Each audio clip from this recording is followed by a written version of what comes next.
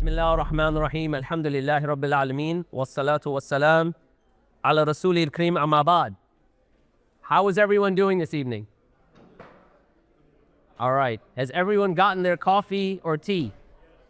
Yes? I see some people missing. What's going on in terms of their drink? Okay, fair enough. So before I get started in earnest, I wanted to just say a special thank you to Qamariya Restaurant, to Qamariya, the cafe itself, specifically to Aziz and Daniel. If you're out there, a special shout out to you guys. Appreciate you guys helping out. All right. This particular talk, as you can tell, is not a typical talk.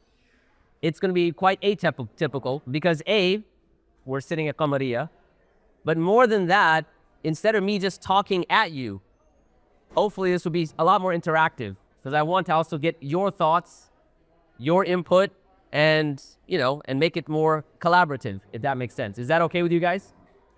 Yes? See, I'm already starting and you guys are already kind of slacking.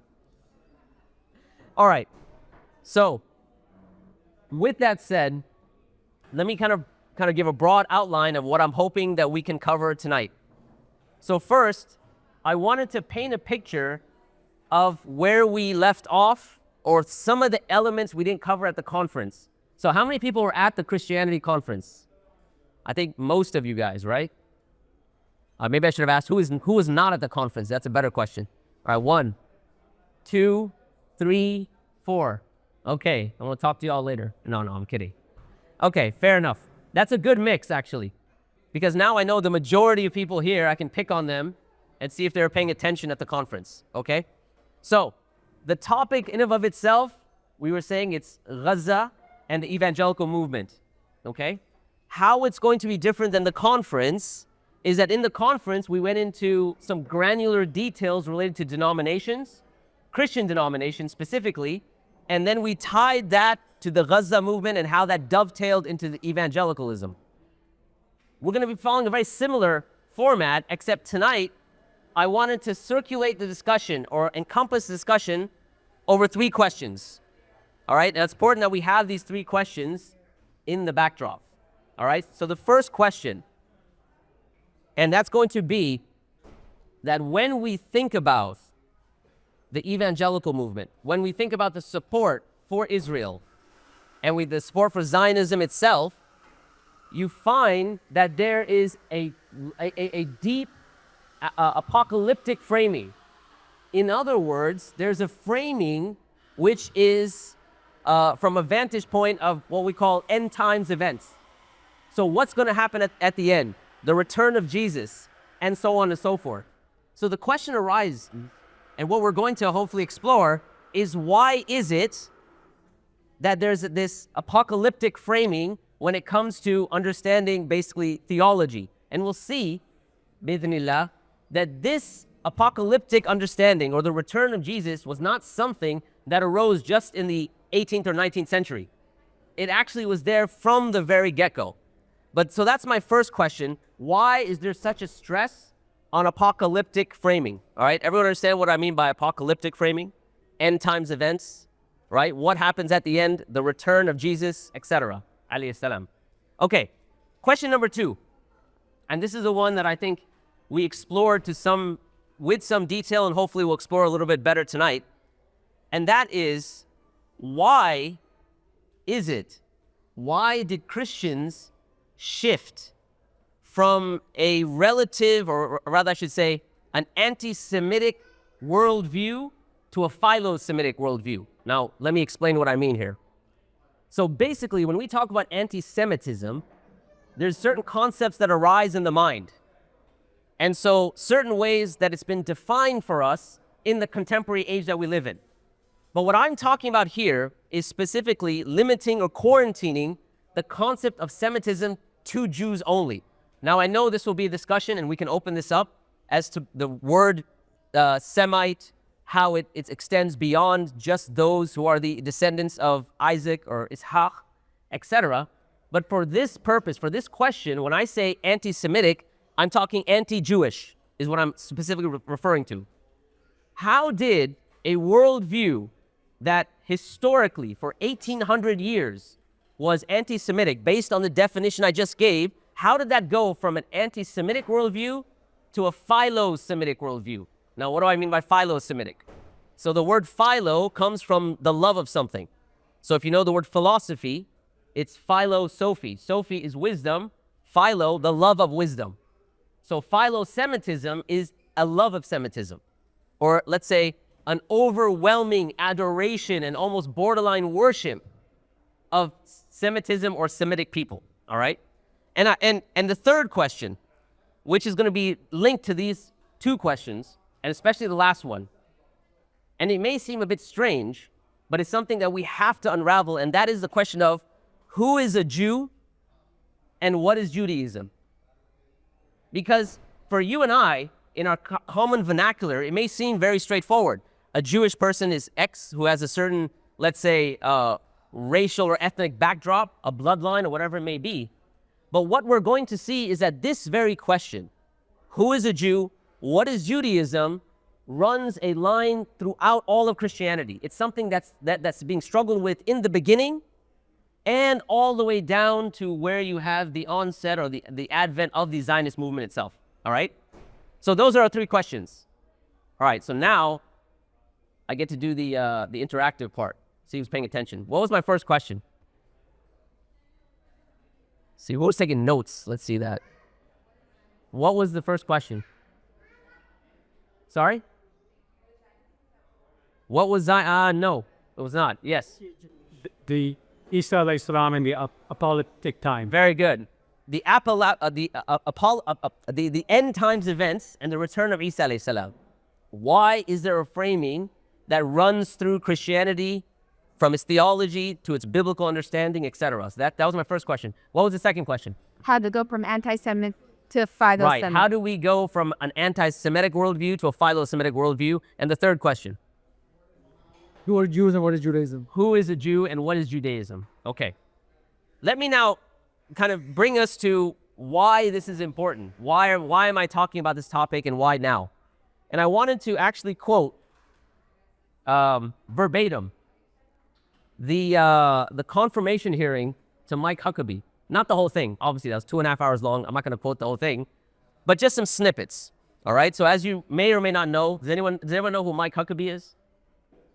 Yes? Who is he? Senate governor. Governor? He was a governor, correct. Anyone know specifically? She's not the ambassador to be. He's now the ambassador to Israel, right?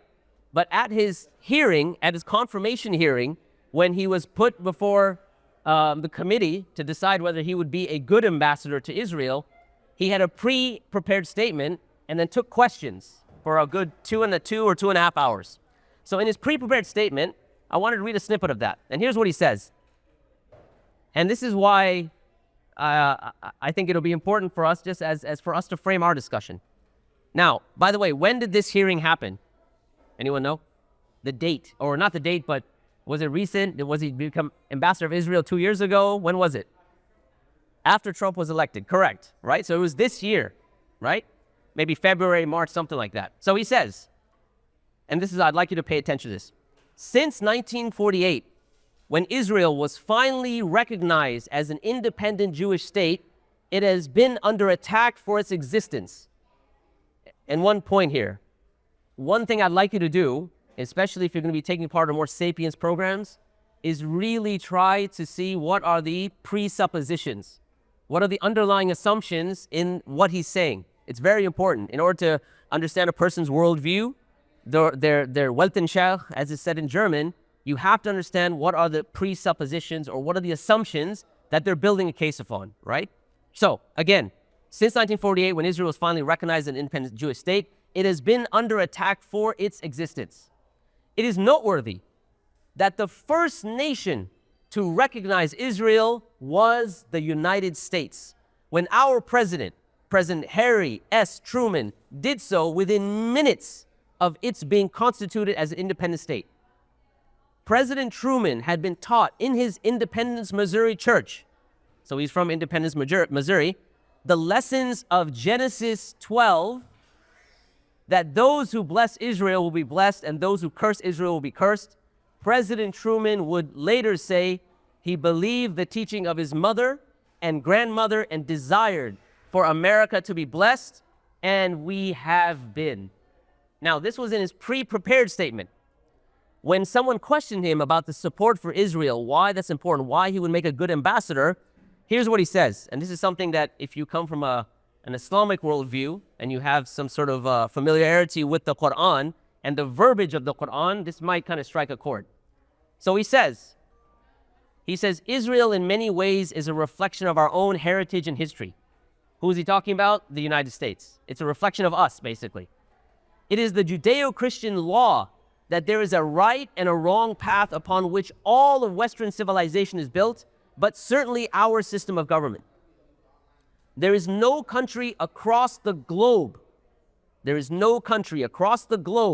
that mirrors, that more mirrors our own struggle and our own level of democracy than does the state of Israel. It's one of the reasons that it is a natural ally. Now here's the take-home point. The spiritual connections between your church, mine, many churches across America, Jewish congregations to the state of Israel is because we are ultimately people of the book. We believe the Bible, and therefore that connection is not geopolitical. It is also spiritual. Okay, now there's a lot that's encapsulated in what he said. What are some of the things that stood out for you guys before I carry on? And I kind of highlighted certain aspects of it. So what stood out? He's invoking the spiritual connection more than the seemingly geopolitical connection that runs in the news headlines. Sure, okay, so he's linking the spiritual connection, perhaps giving it more credence than the, you could say like the secular backdrop.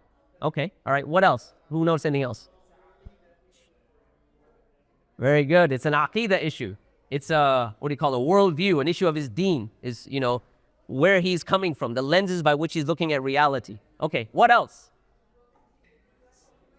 A bit louder, sorry. The U.S. will continue to be successful as long as it continues to support The U.S. will continue to be successful as long as they support Israel. Yes. All the refugee struck the back in the church. That's where they get everything. Very good. He mentioned churches very specifically. He said, your church, my church, and churches across America, right? So he's linking it to a very specific group of people. Notice, and by the way, in his full testimony, to be fair, he did reach out and kind of what you would call give an olive branch to others that might be more of a secular leaning, right? But specifically in his pre-prepared statement and this section, I thought that was an important point as well. All right, anything else? Anything what I mentioned in terms of presuppositions? I think along the lines of what Fatima said, subtly he's also saying whoever is not supporting Israel or not supporting the U.S. Yeah, so those are undertones there as well. Your lack of support for Israel is a lack of support for the U.S., okay? There's one other thing that I want you to just appreciate, or at least understand, that there are, you know, this concept. You see, there's the religious connection, but he also invokes a type of a type of secular connection as well. Why? Because notice he says that the country that most mirrors the United States is Israel. And then he cites democracy. And by the way, there's a very interesting book that I got a hold of. It's called Christian Zionism 101. All right? And the title is 10 Reasons Christians to Support Israel and the Jewish People. You guys, I don't know, check it out. All right? All right. One of the reasons, I shouldn't say the first reasons, he lists all 10 of them. And actually, I don't want to misquote the guy, so let me just read the title. What he says in terms of one of the reasons, and it's linked to this point. He links it to democracy, because Israel is the largest and only democracy in the Middle East. Now, I want to ask a question. Is that statement true? Okay, why would you say it's not true? Population here participate. Okay, so one aspect is a quarter of the population, maybe more, don't participate. Okay, what else? It's an ethnos. Right, it's ethnocentric, right? So it's an ethno-state but can you be a democracy and an ethno-state at the same time? It's a question. I'll let you think about it. Yeah.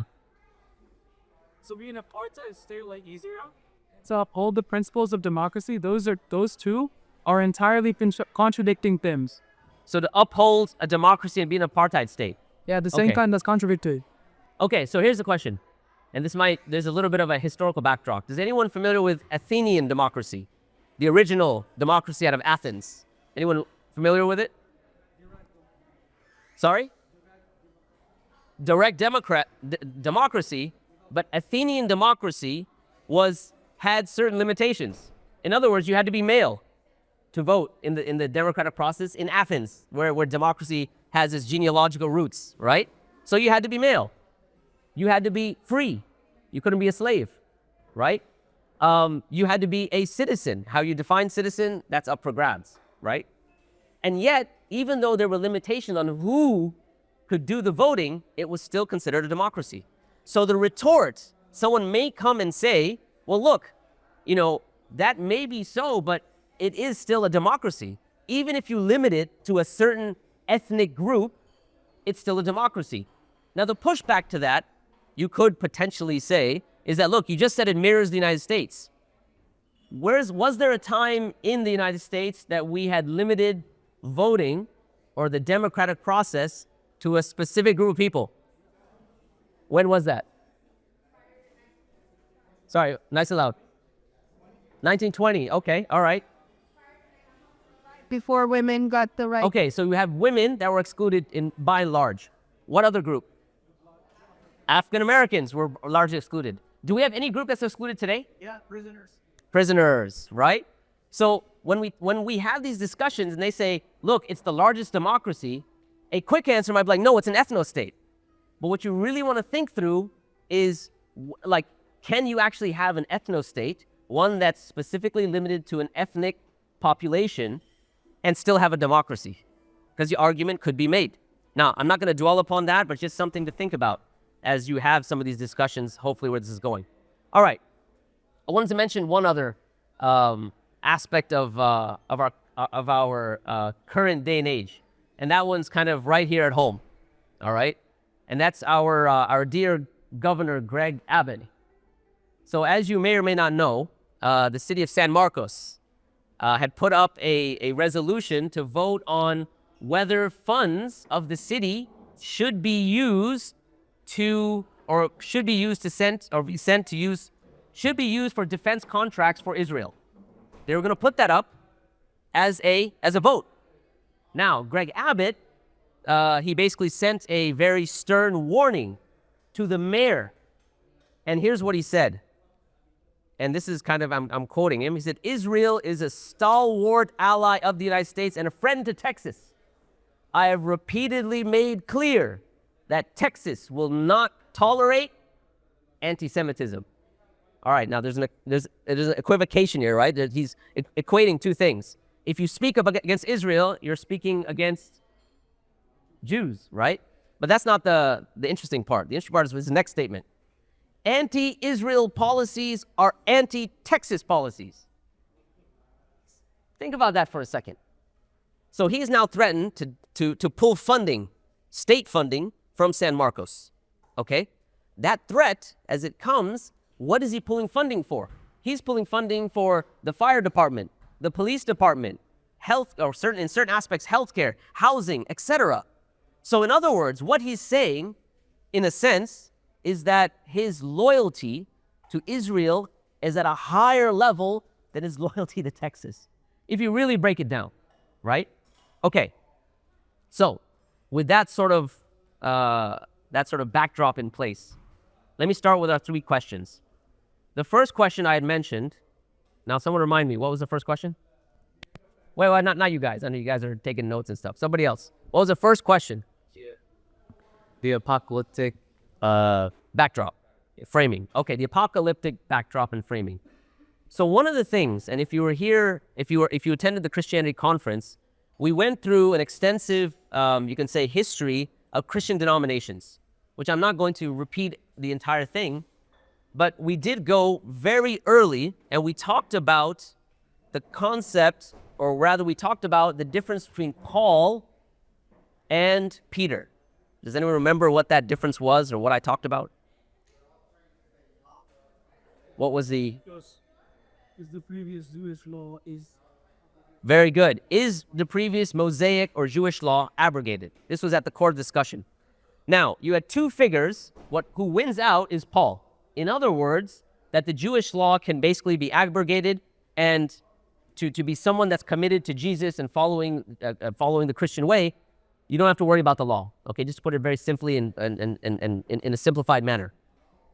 Now, one of the aspects of Paul, when you read his writings, we know, for instance, that he was a celibate. He himself talked against marriage, spoke against marriage, was very virulent against the concept of divorce itself. And not only that, there's actually some researchers, although I don't agree with their research, that tried to claim that he was a homosexual because he has certain statements about which he said, you know, I had these feelings and so on, and I don't agree with that analysis.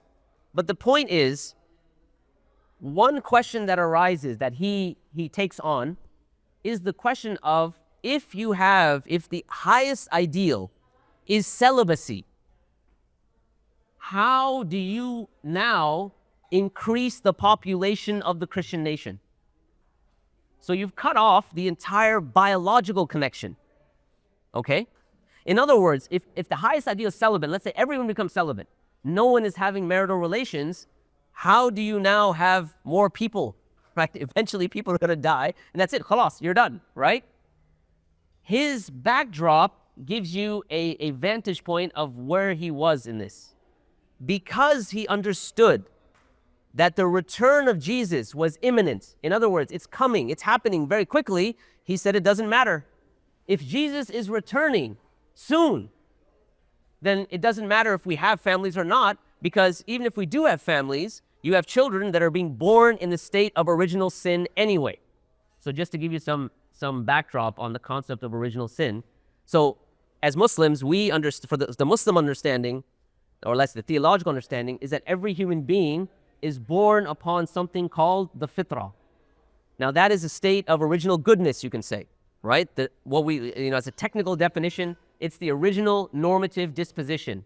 How you are originally, it's a state of goodness, a state of freedom, and a state of purity. That's why when a child is born, you don't look at it and say, look at that sinful little rat, right? You look at it and say, look at that innocent child, right? Naturally, that is something that we recognize. That's the Islamic understanding. When it comes to original sin, going back to Adam and Eve and the biblical narrative of that, because Adam, again, let's juxtapose that with the Islamic understanding. Adam alayhi salam and Hawa, they sinned, they turned to Allah. Allah teaches them how to ask for forgiveness.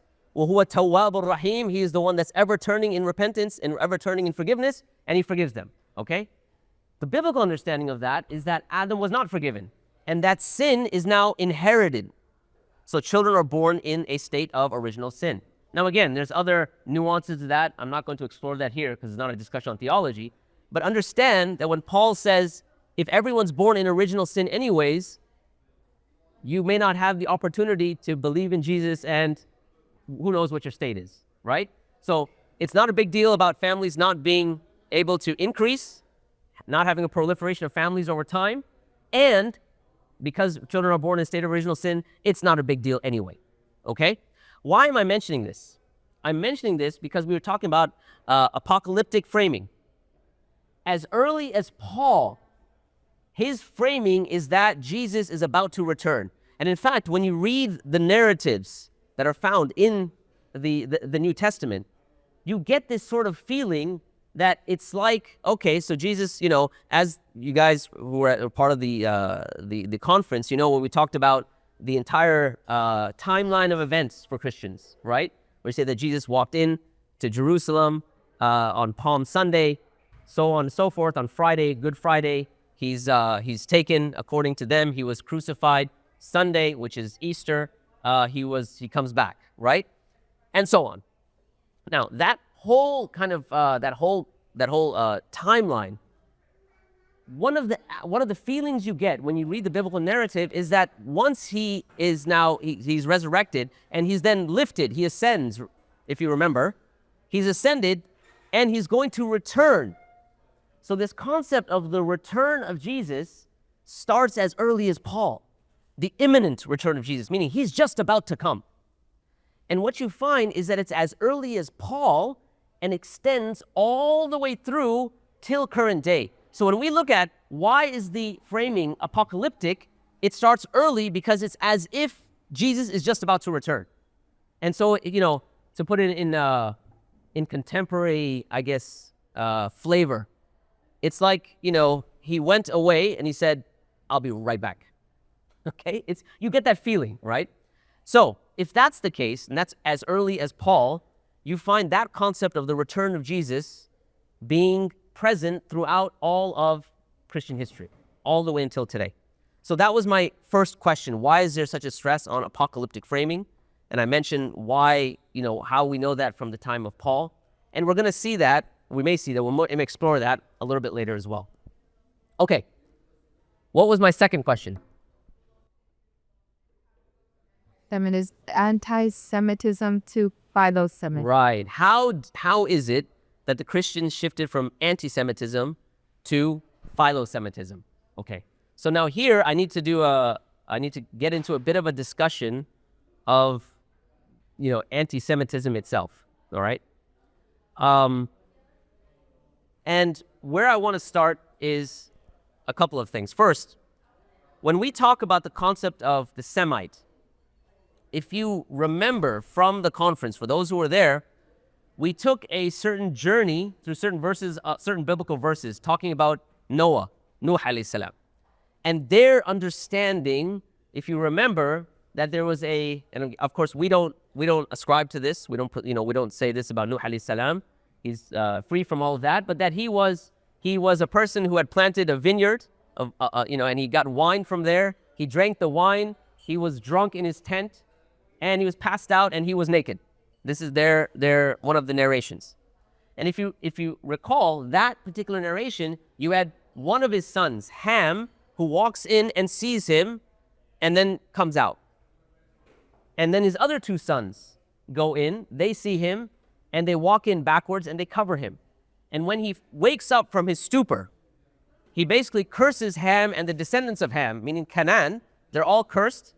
And he says that the chosen people are the people who eventually become Semites. Okay? Now the issue that arises, one question that arises, is that a Semitic person is defined as someone that's from the seed of Abraham. And if you remember, Abraham had two sons. Even Islamically, we know this, right? Who were the two sons of Abraham? Ismail and Ishaq, or Ishmael and Isaac, right? Who came first? Ismail, right? Who said Ishaq? Okay. Okay, we're not getting the ikhtilaf here. Okay. The jamhur, yeah, okay. So by majority, we're going to say Ismail alayhi salam. And also, according to the biblical narrative, it was also Ishmael or Ismail. Now, one of the aspects of this is that why would he not be considered a Semite? Or rather, why is his backdrop as a Semite downplayed? Well, one of the reasons is because who was his mother? Hajar, right? And Hajar comes from the lineage of Canaan. And Canaan was the children or the descendants of Ham. Ham was the one that was cursed. So therefore, he's excluded by way of his mother. Okay? So now Isaac and the son and the children of Ishaq or Isaac are the ones that are now considered Semitic. This concept of Semitism, however, is going to have certain problems when we explore who is a Jew and what is Judaism. But we'll get there when we get there. Okay. So the concept of anti-Semitism, can that be equated to a criticism of Israel? Let me just ask the question outright. Based on what I've said, how about that? So how many people think that equating of anti-Semitism with anti-Zionism is valid? Okay, we think it's not valid. Okay, other people have suspended judgment because they think I'm about to throw something at them, right? All right, so raise your hands again. Who thinks it's... All right, so not valid. Yes, why do you think it's not valid? Because there's a lot of reasons to go to each talk equate Okay, very good. So there's a group of Jews that don't subscribe to Zionism. All right, anything else? That's a good response. Yes.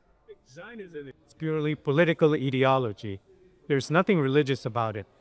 They may use the religious flag, but it's purely political.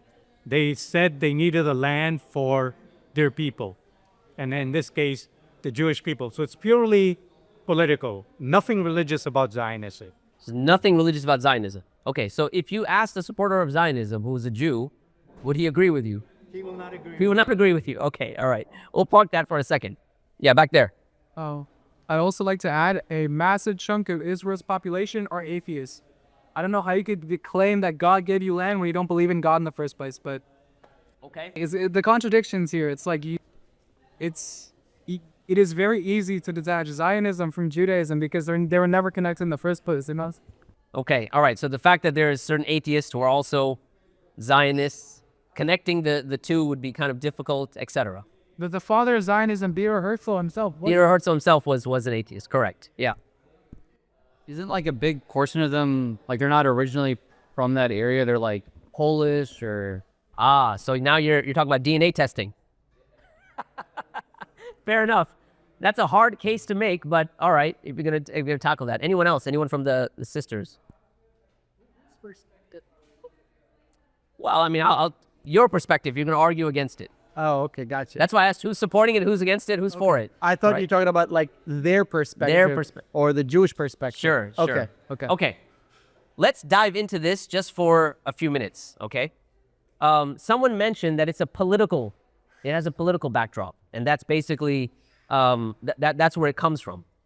And to some extent, that has that's true, but what I'd like to do is explore it in a way where your interlocutor can't give you a response, all right? And this now comes to, how do we understand the Jewish position before Zionism, before the concept of Zionism even arose, all right? Now, we'll explore Zionism in a little bit, but let's now understand that Zionism is not cross-cultural and transhistoric. What do I mean?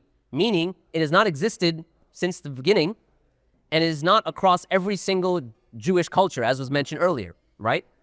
Now, that being the case,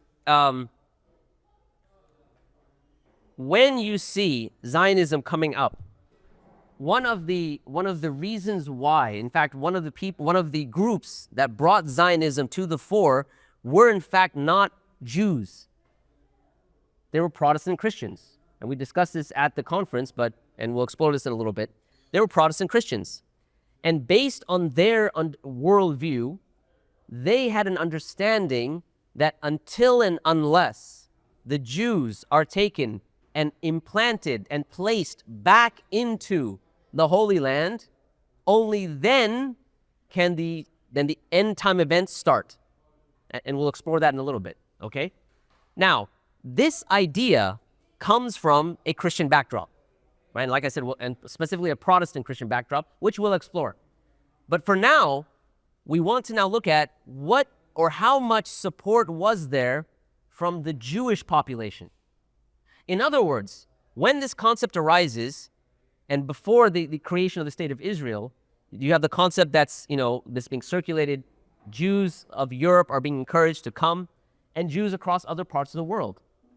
By and large, the majority of Jews were against the concept of going back into Israel, or what's known as the restoration, to be restored back into Israel. And I didn't want to leave you empty. Let me give you the evidence here. So there's a quote from Michael Stanisławski. He says that the rabbis had long opposed apocalyptic speculation. Jews were forbidden to advance the end or even calculate it.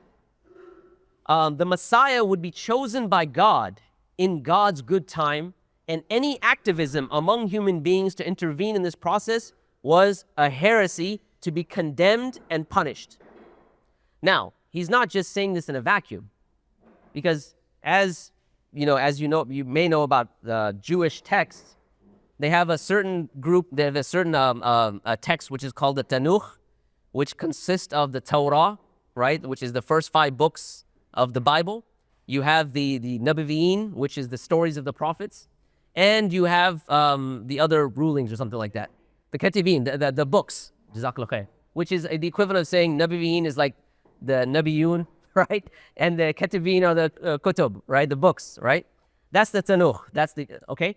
Then you have the Talmud, and the Talmud has two versions as well.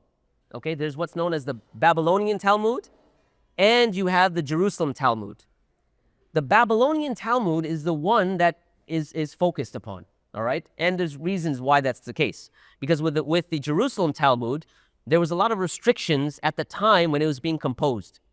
In other words, because they were under a Christian rulership or a loosely Christian rulership, they weren't able to write freely.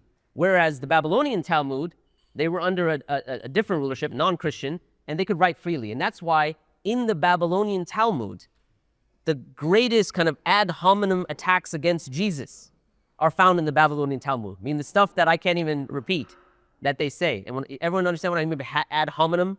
It's just like attacking his character, his looks, his mother, she was X, Y, and Z, and so on. That's found in the Babylonian Talmud. Okay, so the Babylonian Talmud, it has, and the Talmud, just one more element to this, to make us, for the Muslims here, it's like a compilation of fiqh, like fiqh books.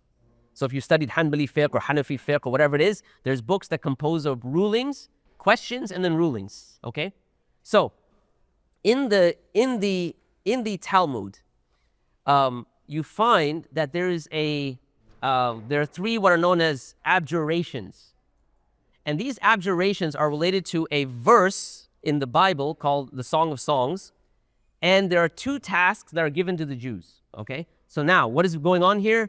They're basically taking a verse of the Bible, doing a tafsir of it, okay, an exegesis, an explanation of extracting the ruling from these verses. And there are two that are given. The first forbade Jews to enter Etz Israel as a wall, en masse. So the terminology is used as a wall, but what that means is as an entire community, en masse. So whereas you could enter as individuals or as families, but as an entire community, this is forbidden, according to the Babylonian Talmud. The second forbade them from rebelling against the nations in which they were dispersed. In other words, they couldn't revolt. And there's a backdrop to this as well.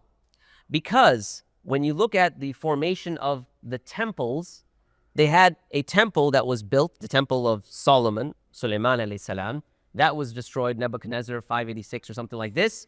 And then another temple that was built in 70 of the current era, that gets destroyed by the Roman general Titus.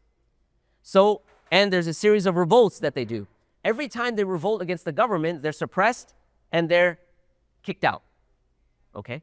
And by the way, when they were kicked out, where would they go once Islam arises? To the Muslim lands, right? So every time this happens, you would find them that, okay, for instance, when Umar ibn Khattab, when he opens up Bayt al-Maqdis, and you find that there are no Jews that are allowed to be there. In fact, the area or the Temple of Solomon, the Christians had done, they had taken all of their trash, all of their rubbish, and littered the entire area, the entire Temple of Solomon, right? And when Umar ibn Khattab comes in, you know, he sees this. He actually asked the bishop, show me where it is. The bishop was very shy, but eventually he tells him. And when Umar ibn Khattab, radiallahu anhu, when he walks in, he sees it. He takes off his upper garment and starts to clean the area himself, right? Because this was the place of Sulaiman alayhi salam, Dawood alayhi salam, and so on. When the Sahaba see this, they take off their upper garments, they start cleaning the area as well. And then, of course, he tells Bilal, he says, "Oh Bilal, qum fa'adhin." Get up and make the adhan. So if you know from the Sirah, Bilal had stopped giving the adhan after the Prophet ﷺ had died. This is the first time he's now giving it. And when he gives it, the Sahaba are in tears because this is the first time after the death of the Prophet ﷺ. And they remember the days of the Prophet ﷺ, spending time with him and so on. But what I'm trying to say now, coming back to what I was saying, when Umar ibn Khattab, when he opens up Jerusalem, now he has the Jews come back to the city. They were banned from it. When you have the Crusaders come into Jerusalem, they also kick out the Jews as well. And it's only until Salahuddin al-Ayyubi comes in, calls them back in again. Similarly with Muslim Spain, it was similar, all right? When King Roderick of Spain, when he was oppressing a certain group of Christians, he sent the oppressed Christians who were non-Aryan Christians, they sent word to North Africa. Non-Aryan Christians and Jews that were living in Spain. And they sent a word to North Africa. The governor there, Musa bin Nusayr, he assembles an army, goes in and takes over Spain, right? The Jews are able to flourish. This is where the famous Maimonides writes his tracts on philosophical theology that till today are referred to by many of the Jews that study philosophical theology, right? And so you have this golden age. Once Spain is overtaken in 1492, it falls. Again, the Jews are told to leave, to be kicked out. And where do they go? They go to the Ottoman Empire, right? So again, this idea, coming back of where I was going with this, was the Babylonian Talmud. It talks about this en masse going in. They had constantly, whenever they revolted, they would be suppressed and kicked out. So based on that, their ruling was, we do not go back to the Holy Land en masse. If we have the opportunity, we go singly, but en masse. Now, this was Rabbinic Judaism. This is what was taught across the world. This was the majority position, okay? And the only thing, and so that second abjuration was a type of passive resistance, because the idea is, just like the Muslims are awaiting the return of the Messiah, right? Isa alayhi salam. Just like the Christians are waiting for the return of the Messiah or the Messiah, the Jews are also waiting for the Messiah. This Messiah, according to them, when he comes back, he will then rule over the Holy Land, and he will bring a time of peace or whatever have you. Now, the idea was that based on these two rulings out of the biblical Talmud, there will be only a passive resistance, and we passively, patiently wait for the Messiah. And when he comes back, then we can actually do something. But until then, we are forbidden, or they were forbidden from acting. Okay, now let's come back to Zionism and Semitism. All right, so with this backdrop, now how do we now approach the issue? Anti-Zionism, anti-Semitism, are they equal? What is your assessment at this point? Yeah. So you're asking, can criticism of Israel be equated with anti-Semitism? And we've established that the restoration of Israel is not a Semitic concept. Perfect. That was excellent. All right. Hopefully everyone heard that. Okay. So anti-Semitism and anti-Zionism are things you can't equate. Where does the concept of Zionism arise? I mentioned that it arose from a Christian backdrop. And like I said, we'll get into a little bit of that. But what you'll notice is that the people at that time, when you have Zionism and the proponents of Zionism being Protestant Christians, and specifically Calvinists. Does anyone remember what a Calvinist is? For the people that are at the... one of the Protestant groups. There's too many. All right, so just as a refresher, Calvinists, they have the concept of that... Yeah, go ahead. You want to answer that? The elect, correct. In other words, they had this belief of predestination, that God will choose who will go to paradise, who will go to heaven, who will go to hell. And that is only by the election of God. So the concept of free will, or a human being having agency, is removed. In other words, you don't choose, God chooses. This concept of being the elect, we're going to see that it actually arises in Britain itself, and Britain seeing itself as the elect country to support the return of the Jews, based on a Calvinist backdrop, which also affects the eventual United States. Okay, but coming back to what I was mentioning. So, anti-Semitism, anti-Zionism. So we said that Zionism has a Protestant backdrop. It's being pushed. What else is going on at this time in Europe? What you have is a strong concept of the nation state that is now coming up. In other words, that nations should be now divided by way of some sort of ethnic relationship. And so this is why, you know, I sometimes say that when it comes to the British, they are the ones that caused a lot of trouble everywhere they go. Okay? So even currently with the situation in India and Pakistan, a lot of that has been left there as a gift by the British, right? Here's Kashmir, good luck. All right? So similarly, everywhere they go, they leave these gifts, okay? And they take their own gifts, right? So they took the Kohinoor diamond. Anyone know what that is?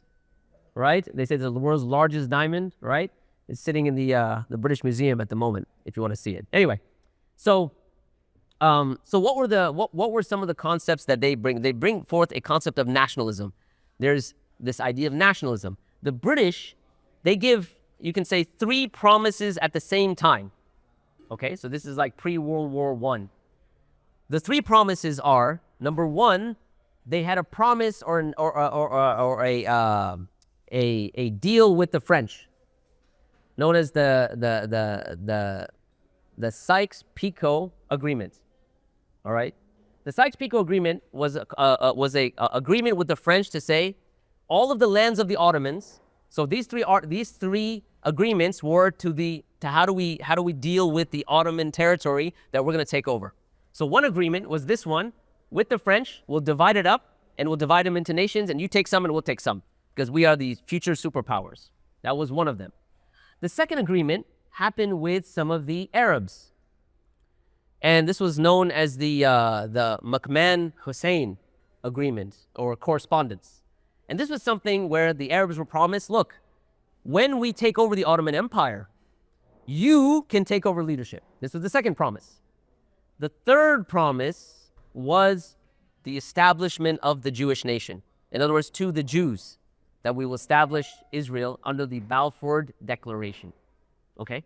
In this environment of this the nationalism, this is where you have as our brother mentioned, Theodor Herzl and other who start to come towards the Zionist narrative from the Jewish sector.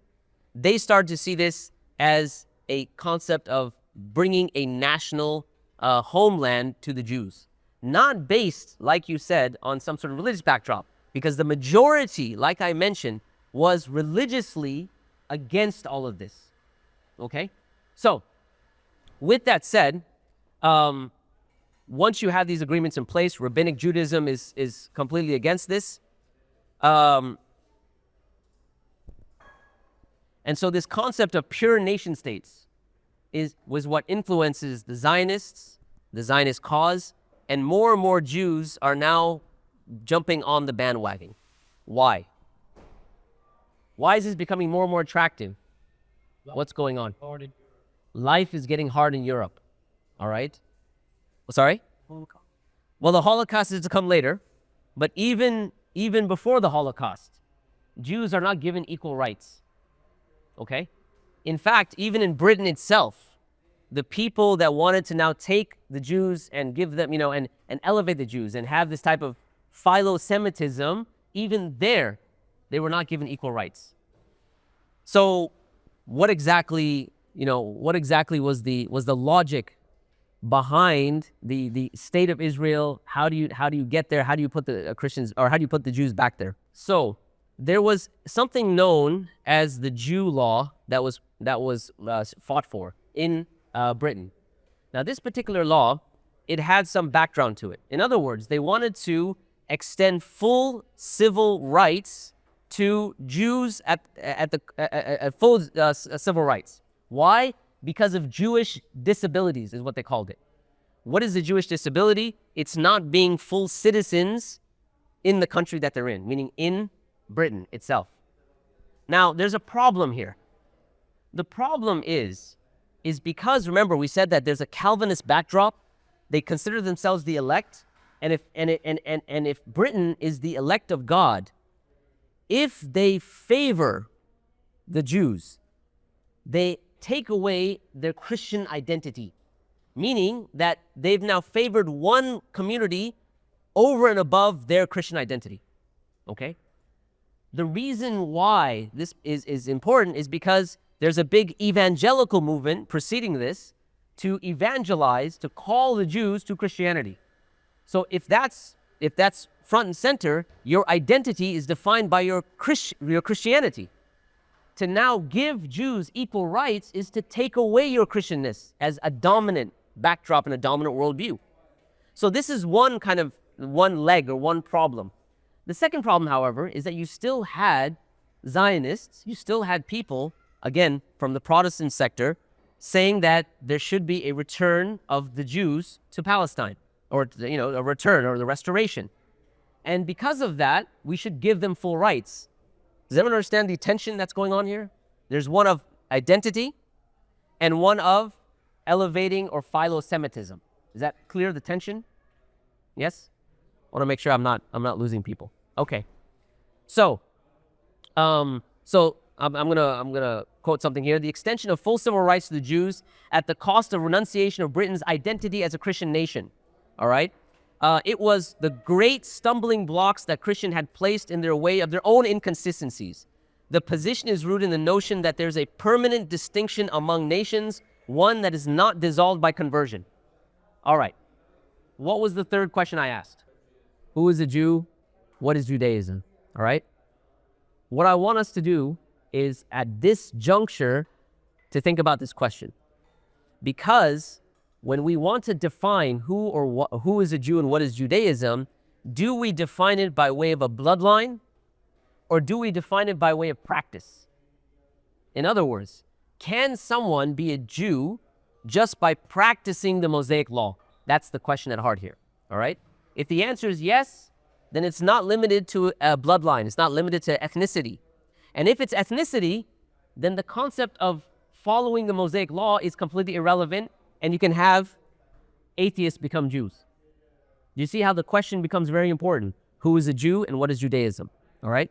Let's explore this question a little bit further, bi'idhnillah. So, the first thing we want to now go back to is that this question was something even if you remember when I talked about Paul and Peter. Remember, when Paul comes and tells Peter, he says, look, we're going to extend this faith to the Gentiles. What was Peter's response? Was he gung-ho about it? He said, yes, that's great. He said, no. Now, here's the question. If it's true, let's assume for a minute that Peter was one of the Hawariyun, that he was one of the apostles of Jesus. Do we expect that an apostle or a companion of a prophet would say, we do not want guidance for anyone? Do we expect that? I don't think so, right? And if you're looking for evidence, a clear evidence would be that Allah subhanahu wa ta'ala tells Musa alayhi salam, right? Idhab ila Fir'aun. Go to Fir'aun, go to Pharaoh. Now, Pharaoh is not from Bani Israel. And he tells him, call him, invite him, right? So that he may be purified. So in other words, when a prophet comes, he may be sent to a particular nation, but he's not limited to that nation. He's sent to a nation because of a similar language, backdrop, law, whatever it may be, but he's not locked to that nation, meaning it's not necessarily racial or ethnic. This is something really important for us to understand. So therefore, if you look at the case that Peter's making, when he's saying, when he is uncomfortable taking the faith to the Gentiles, that discomfort doesn't come from the fact that Gentiles are not Jewish by their blood or their nationality. It comes by way of the fact that he wants to eschew or do away with Mosaic law. And all of this revolves around the question of circumcision. In other words, when Paul is coming to Gentiles and telling them, look, you should be Christian and you should follow the Mosaic law, and one of the dictates of Mosaic law is that you get circumcised, how is that a good selling point? It's not, because in those days, you don't go to the hospital and get, under anesthesia and wake up and have a little bit of recovery time, you're good to go. That's not how circumcision works. Now, this concept of circumcision itself becomes central to the division between Paul and Peter, because it is an indication of who are the true followers of Jesus, and by extension Moses, and who are not, according to Peter. Paul basically says that's irrelevant. By the way, is this concept prevalent within the Muslims? of circumcision? Well, first of all, for men, obviously it is, as a way of law. But it's interesting that when we speak about the fitrah, which I spoke about earlier, about the original normative disposition, about the original normative state, there are certain physical acts that represent or reflect the fitrah itself. The Prophet ﷺ has mentioned many, right? The cutting of the nails, etc., and cleaning yourself. And one of those is circumcision. In fact, when Allah subhanahu wa ta'ala says that, when He talks about the fitrah itself, this concept in many of the tafsirs and many of the exegesis of the Quran, they tie it to circumcision. When Allah says, Sibghat Allah, wa man ahsanu min Allahi sibgha, wa nahnu lahu abidun, right? In the sibgha of Allah, the dye, D-Y-E, the coloring of Allah. Who is better at coloring, dyeing, than Allah? And indeed, we are the ones who worship. Notice Allah says, abidun, ubad, the concept of submitting yourself, right? If you've been asked to circumcise, you submit. Sami'na wa ta'na. Okay? So now, when you go, you'll find that commentators, for instance, Ibn al-Qayyim al-Jawziyah, rahimahullah ta'ala, when he talks about circumcision, he says that no doubt there's a concept of cleanliness and purity and so on, but also this is like a type of branding. What do I mean? Like in the olden days, or maybe even today, certain Texas ranches, you would take certain animals and brand them with like a hot iron. Now, why is branding done? Why is that what's the purpose of that? Qualify the animal, ownership. Who owns this animal? So Ibn al-Qayyim says, just like that, it is a type of branding that Allah subhanahu wa ta'ala does. In other words, circumcision to indicate who are the people of Allah and who are others. Who are the people that follow the Prophet, whatever Prophet they're sent to, and who are the others, right? So this concept of circumcision, it is part and parcel of the Islamic worldview. It is part and parcel of the Judaic worldview as well. It is absent, by and large, from the Christian worldview. And I'm saying by and large because there are always exceptions, okay? So now, when it comes to defining who or what is a Jew, one of the central questions arises, is it limited to race, or does it extend beyond race, and is it limited, or does it go to the obedience? And so what we see is, from a Judaic perspective, before Zionism gets introduced, like I just said, it was about obedience. It was about, do you obey the Talmud, the Torah, and do you submit to it, okay? The centrality of being racial only comes with the concept of nation states, all right? Now, I wanted to just quote something from Paul here, because one of these statements, he actually expounds upon this very clearly. He says, and by the way, just to kind of summarize, a Jew is defined, and this is, and I'll mention who said it. A Jew was defined. To the Jews, the answer was self-sufficient. A Jew was defined by faith and ethnicity and the association with the Jewish community. Judaism was defined largely by adherence to the rabbinic tradition and its devotion to the Old Testament and the Talmud. That's the Jewish position in the Middle Ages. For Christians, their tradition insisted that the Jews were the new people of God, the true Jews by faith in the Jewish Messiah. So notice, even their definitions are different from this perspective. Okay, so we spoke about the concept of branding. We spoke about circumcision. And if I can find it, I had a quote here. Actually, I'll just leave that for now, and I'll come back to it later. Okay. So, the process of the Jews returning, and how did that evolve? In other words, how did that change? Because we said for 1800 years, there was a deep animosity between Jews and Christians.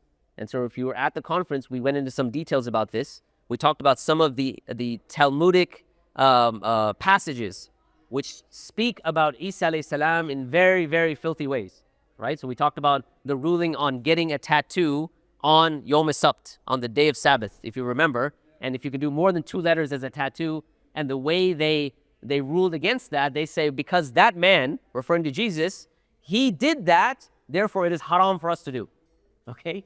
Anyway, so they had their legalistic framing and what have you. But the point is, you have this historic animosity between Christians and Jews. It's the reason why we said that the Jews ran to Muslim lands and so on. What changes? So what changes is the advent of the Protestant movement itself. And you remember, Martin Luther now comes, and Martin Luther has 95 theses that he nails to the church. Martin Luther has a connection with the Muslim world. So again, recall that a lot of the ideas that he's influenced by are coming from Muslim lands. For instance, we talked about the concept of sola scriptura. Someone remind me, what is that? Not you guys. What is sola scriptura? Scripture only? Sorry? Is it scripture only? Scripture only. So solo, scripture only. Okay. All right. So the concept of sola scriptura. In other words, that before Martin Luther, the text of the Bible was not translated into the vernacular. It wasn't translated into the common languages that people spoke, German and English and so on. It was quarantined to the church in Latin and perhaps, let's say, Hebrew and by extension Greek, which if you had theological training, you would learn it, but the laity, the general people, had no exposure to the Bible directly. How did they know their faith? By church practices, by traditions, by sermons, and so on. Now when Martin Luther comes, he translates much of the Bible, or all of the Bible, and he has one other boost, one other thing that takes his message and has it catch fire, spread far and wide. What was that? The printing press. This is where you have the Gutenberg printing press, and because now he can print these, he can spread it far and wide. Okay, this particular element, it leads to a certain problem. Now, what is this problem? The problem is when it comes to understanding the Bible, when it comes to interpreting the Bible, before Martin Luther, there were 4 ways you could interpret the Bible. In other words, 4 tools, what we could call hermeneutics or hermeneutical tools that you could use. All right? Those 4 tools were what we call the tradition itself, the church fathers, apostolic succession, and of course the Bible, the text of the Bible itself. So these are 4 tools by which you do a tafsir, an exegesis of the Bible. Now, I want to preface this by a few things, and I'm going to compare this to the Islamic framework just for a second, just for us. If you've studied usul tafsir, when it comes to understanding or interpreting the Quran, do we have a distinct method in which we do that? Yes or no? There is. Now, that distinct method, where does it come from? Now I'm testing your Islamic knowledge. Let's see how good you guys are in terms of your other backdrop. Let me make it very clear. The usul of tafsir, where's your primary source for those? The Quran itself. In other words, they're native and indigenous to the Quran itself. So the principle, for instance, of having a tafsir or an exegesis or an explanation of a verse, and that parts of the Quran, you understand them by other parts of the Quran, right?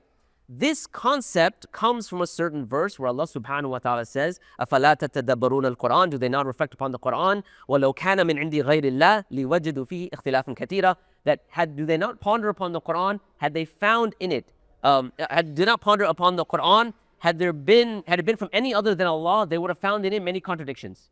Now, many of the du'ats love using this verse, right? Find a contradiction. But this is a verse that gives the evidence for the fact that if you have an understanding of a verse of the Quran and it contradicts another understanding, that understanding is wrong. So you can say the verse means this, this, and this, and it means this and this. Only the ones that reconcile are the ones you can take. Why? Because there's no contradictions, right? I'll give you a simple example, like overly simplified, all right? It's a hypothetical. Imagine now that a Christian comes to you and they say, look, man, your Quran, it has the Trinity. And I can prove it. You're like, okay, what's going on, man? How are you gonna prove the Trinity from the Quran? Say, look, most chapters start with Bismillah, Ar-Rahman, Ar-Rahim. Right? So 3 in one. See, your Quran has it. Okay. Now that is one interpretation. Okay? That's one interpretation. But then you have other ayat that are crystal clear that say what? Qul huwallahu ahad, right? Say Allah is one and uniquely one, right? Ilahukum ilahun wahid. Your God is only one God. Now, you have one interpretation would say that Bismillah ar-Rahman ar-Rahim are three attributes of God, and that God is one but has many attributes. Or you have the interpretation that our Christian friend, hypothetical Christian friend, brings and says that there's three gods. The hermeneutical principle that you apply is that if you have an interpretation that is contradictory, you put it on the side. Okay? It's just an example of the fact that our tafsir, our hermeneutics, when it comes to understanding the Quran, is first and foremost indigenous to the Quran itself. Allah Himself teaches the Muslims how to interpret the Quran. That's number one. Of course, then there's other means. Allah says, Atiyu Allah wa atiyu Rasul, obey Allah and obey the Messenger. Therefore, what the Prophet ﷺ has said, we take that as interpretation, the Arabic language. This is not a class on Usul Tafsir, so I can't keep going. But you get the idea, okay? It's indigenous to the Quran.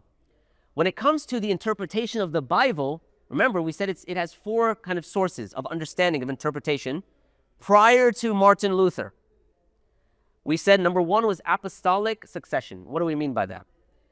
When we talk about apostolic succession, this is a chain that is supposed to go back to the church and supposed to go back to the Hawariyun, the apostles. And this is represented by the Pope himself, meaning this sanad, this chain of narrators, or not narrators, but this chain goes back to the companions or the apostles of Jesus. So if they have a certain understanding, then we will take that understanding. Okay? That's apostolic succession. The representative of that understanding is none other than the Pope. Okay? So the Pope is the one that exemplifies that, tells you I have apostolic succession. If I say that this is haram, this is haram. If I say this is halal, this is halal. Halas, right? Number two, the traditions of the church. So many traditions over time had come from many monks and pious people within the church itself. And those were taken very seriously. These are people that, because of their piety, their interpretation was taken seriously, and it started to form certain traditions. For instance, some of those traditions were the intercession of certain saints, a type of idolatry according to Protestants. But this tradition was part and parcel of how the Bible was interpreted in tradition. So this is number two. Number three, the people within the church, we said that they were equipped. They had a theological knowledge. They knew Latin, they knew Greek, Hebrew. They had been trained in the church in terms of exegesis and how to interpret. And so church fathers had something to say. And of course, the Bible itself. When it comes to Martin Luther, we look at apostolic succession. Apostolic succession means the Pope. But Luther had said that the Pope, his interpretation of that was that he was the Antichrist. He was Masih Dajjal, okay? Why did he say that? Well, because when he nailed his 95 Theses to the doors of his church, he was excommunicated. But it wasn't just that he was excommunicated from the church itself. It was also that at certain times, him and his family were under physical threat from the Catholics that surrounded him.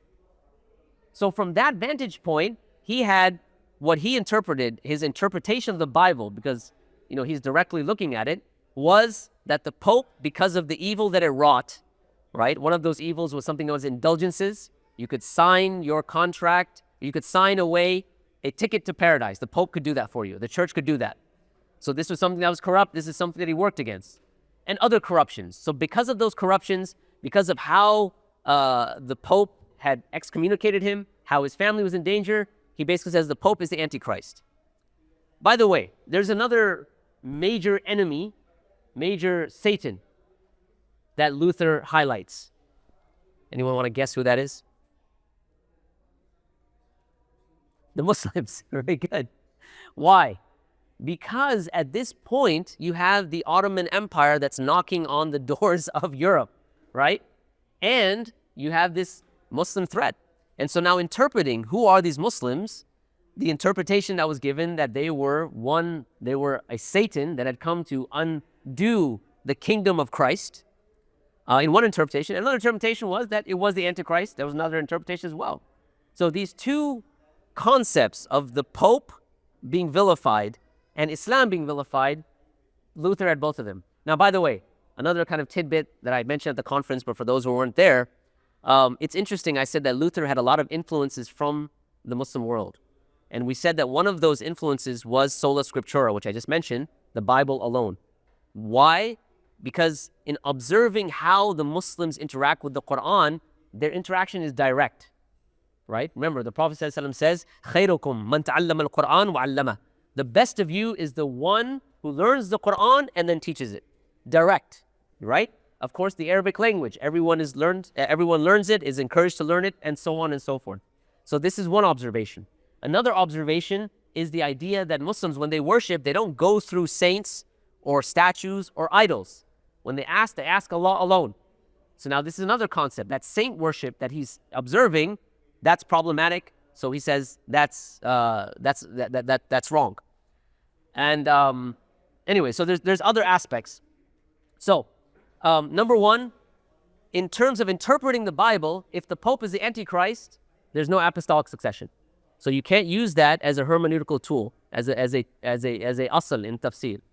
Okay? What about tradition? Well, that tradition, remember we said it's paganism. Why? Because these saints that you're having intercede between you and God, this is paganism. And remember, we said that there's an influence here from Islam and the Muslims that he's interacting with. And the thing that I wanted to mention, one of the first translations of the Quran that was printed was done at the behest of Martin Luther. One of the first translations. It wasn't a very good translation, but it was one of the first. So he used the printing press, not because he had sympathy towards the Muslims. He wanted the Quran or the translation of the Quran to be printed so that it could be shown that it is an evil text and this man, Muhammad sallallahu alaihi wasallam, is an evil man, na'udhu billah, right? Anyway, so tradition is paganism. So you can't use tradition in interpreting the Bible.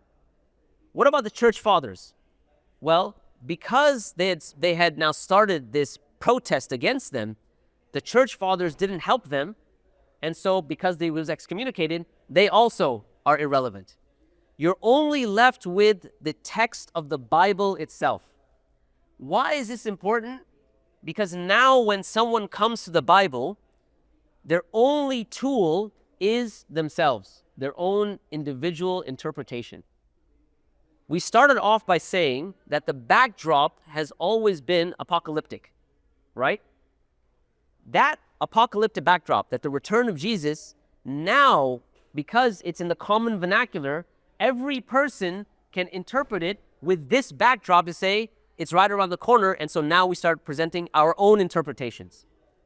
And this leads to a certain problem. One of the reasons we were talking about denominations, you said there's too many of them, right? There's too many of them because if every person can interpret the Bible however they want, you can make a denomination, right? And so you have Calvinist and Methodist and Baptist and so on because of the hermeneutical kind of loosening up and focusing solely on the Bible itself, okay? Now, this particular, let me stop here for a second. Any questions? I don't want to just keep going a million miles an hour. Any questions so far?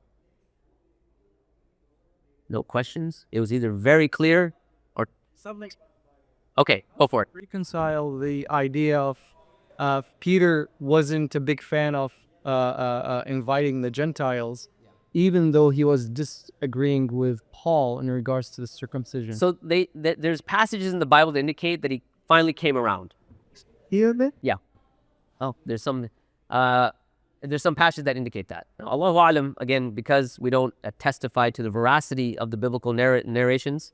If they reconcile with the Quran, we accept it. If they don't, we don't. So Allahu A'lam, if Peter was really one of the Hawariyun, it would seem unlikely, right? And Allah knows best. Yes. So this not super like the Injil or wise. Yeah. Like amongst the Christians, one of the interactions is that why isn't there a desire for them to say, what is that original text as it was revealed to Isa alayhi salam? Why did that desire, what movement or what concept in history kind of push that away, and then they're just okay with the King James version or the Reader's Digest version or the Salt Lake version, whatever it is. Okay, were you at the conference? I was at the conference. You're at the yeah. conference. All right. So do you, actually, let me get someone else to answer that who was also at the conference. You want to give it a shot? Okay. So your question again, why is it that the idea of the Bible being authentic or whatever, what have you, like why was that done away with? Is that essentially what you're asking? Why is it that Why is desire? that not important? Like if someone comes to you and says, well, the Quran's not authentic, then you'd be very offended. Like, how dare you say that, right? So why is that not important? Does anyone remember? Because we talked about this when we talked about the evangelical movement, especially in America. It was like after the debate on evolution. I think being taught in schools, there was like a bigger focus on rationality, and then some Christian schools like isolated themselves to study more about Christianity, and then some Christians just focused solely on like the preaching part. Exactly. So when you look at the evangelical movement, and this is specifically like an Amerocentric understanding of why they're able to, what we say, inoculate themselves against this idea of you have to give rational evidence and proof that the Bible is true, is because we said that when those movements came from Europe, all right, one of those was evolution, and we spoke about in detail, if you recall, that there was a whole trial based on fighting evolution and so on and so forth. But another idea that came from Europe, from the Tübingen school, was what we call the historical critical method. The historical critical method basically dictates that any sort of interpretation or any sort of accepting of the Bible has to be rooted in history, has to have some sort of historical backdrop. So therefore, if you're going to say that this, this chapter of the Bible is truly what it says it is, what is the historicity of it? So based on that, there was a rejection of many parts of the Bible. There was a rejection of miracles, because as a historian, you are always playing a game of probability, meaning that if something in history, you're always going to look at what is the most likely thing to happen. That's how you do history, by and large, especially in Western academia. Now, one of the problems with miracles is that by its logic, a miracle is the least likely thing to happen, naturally. So therefore, the concept of miracles is now taken out if you follow the historical critical method. This historical critical method, when it comes to the United States, how fundamentalists, as they were called at the time, how they inoculated themselves was they started to get into this type of isolationism. And so they said, we're not going to teach historical critical method. We're not going to teach evolution. We had certain schools, the Bob Jones University, we spoke about that. And so there was a type of isolation. And what they did was that instead of focusing on the technical, kind of logical, cerebral, clinical analysis of the Bible and about theology and things like that, they started focusing on experiences. And this is part of the Great Awakening, the first and second Great Awakening, where they would have people that go around communities and tell stories, right? So now if you have someone that's coming with logic and historical textual criticism, and he's now telling you something, and you have a person in a crowd who comes up and says, you know what, I was an alcoholic, and my wife was about to leave me, and she's going to take my children, but the Lord saved me. Jesus saved me. And now I'm here, and his wife is in the backdrop, she's crying, the children are there, and it's a success story. Now, with that backdrop, and this is going around, with that backdrop, if you come to this person, he has an experiential, emotive reality. It doesn't matter what your technical, logical, his textual criticism is going to bring. Because they look, it transformed a person's life. Who cares about your logic? So that's how, by and large, that's inoculated. Okay, and that also is existent today as well. We gave examples of this. Sorry. Oh, sorry. So I was saying, like, in the beginning, you were talking about like Greg Abbott and all these, like, I don't know if you're getting to that part, but like, could you maybe elaborate on in terms of like modern times, right? Why is it so critical and important for these religious people for the existence of Israel? Because I think that's kind of like what's on the That's at the heart of the matter. Right, that's what's on everybody's mind. Sure. Because like Jews and Christians are so much fundamentally different in terms of how they view Isa, alayhi salam, and Sure. stuff, and they don't necessarily agree with even the end of times, how it's going to play out. Scenario, yeah. So why is it so critical for them to, have the state of Israel, and it's like, the hill they want to, basically plant their flag on, like to give us context in terms of what is the, Okay. All right. We're going to get there. Okay. Yeah. Just working slowly, inshallah. So, yes. Anybody else? Up to what we've spoken about so far. But, yeah. It's more of a question of history. So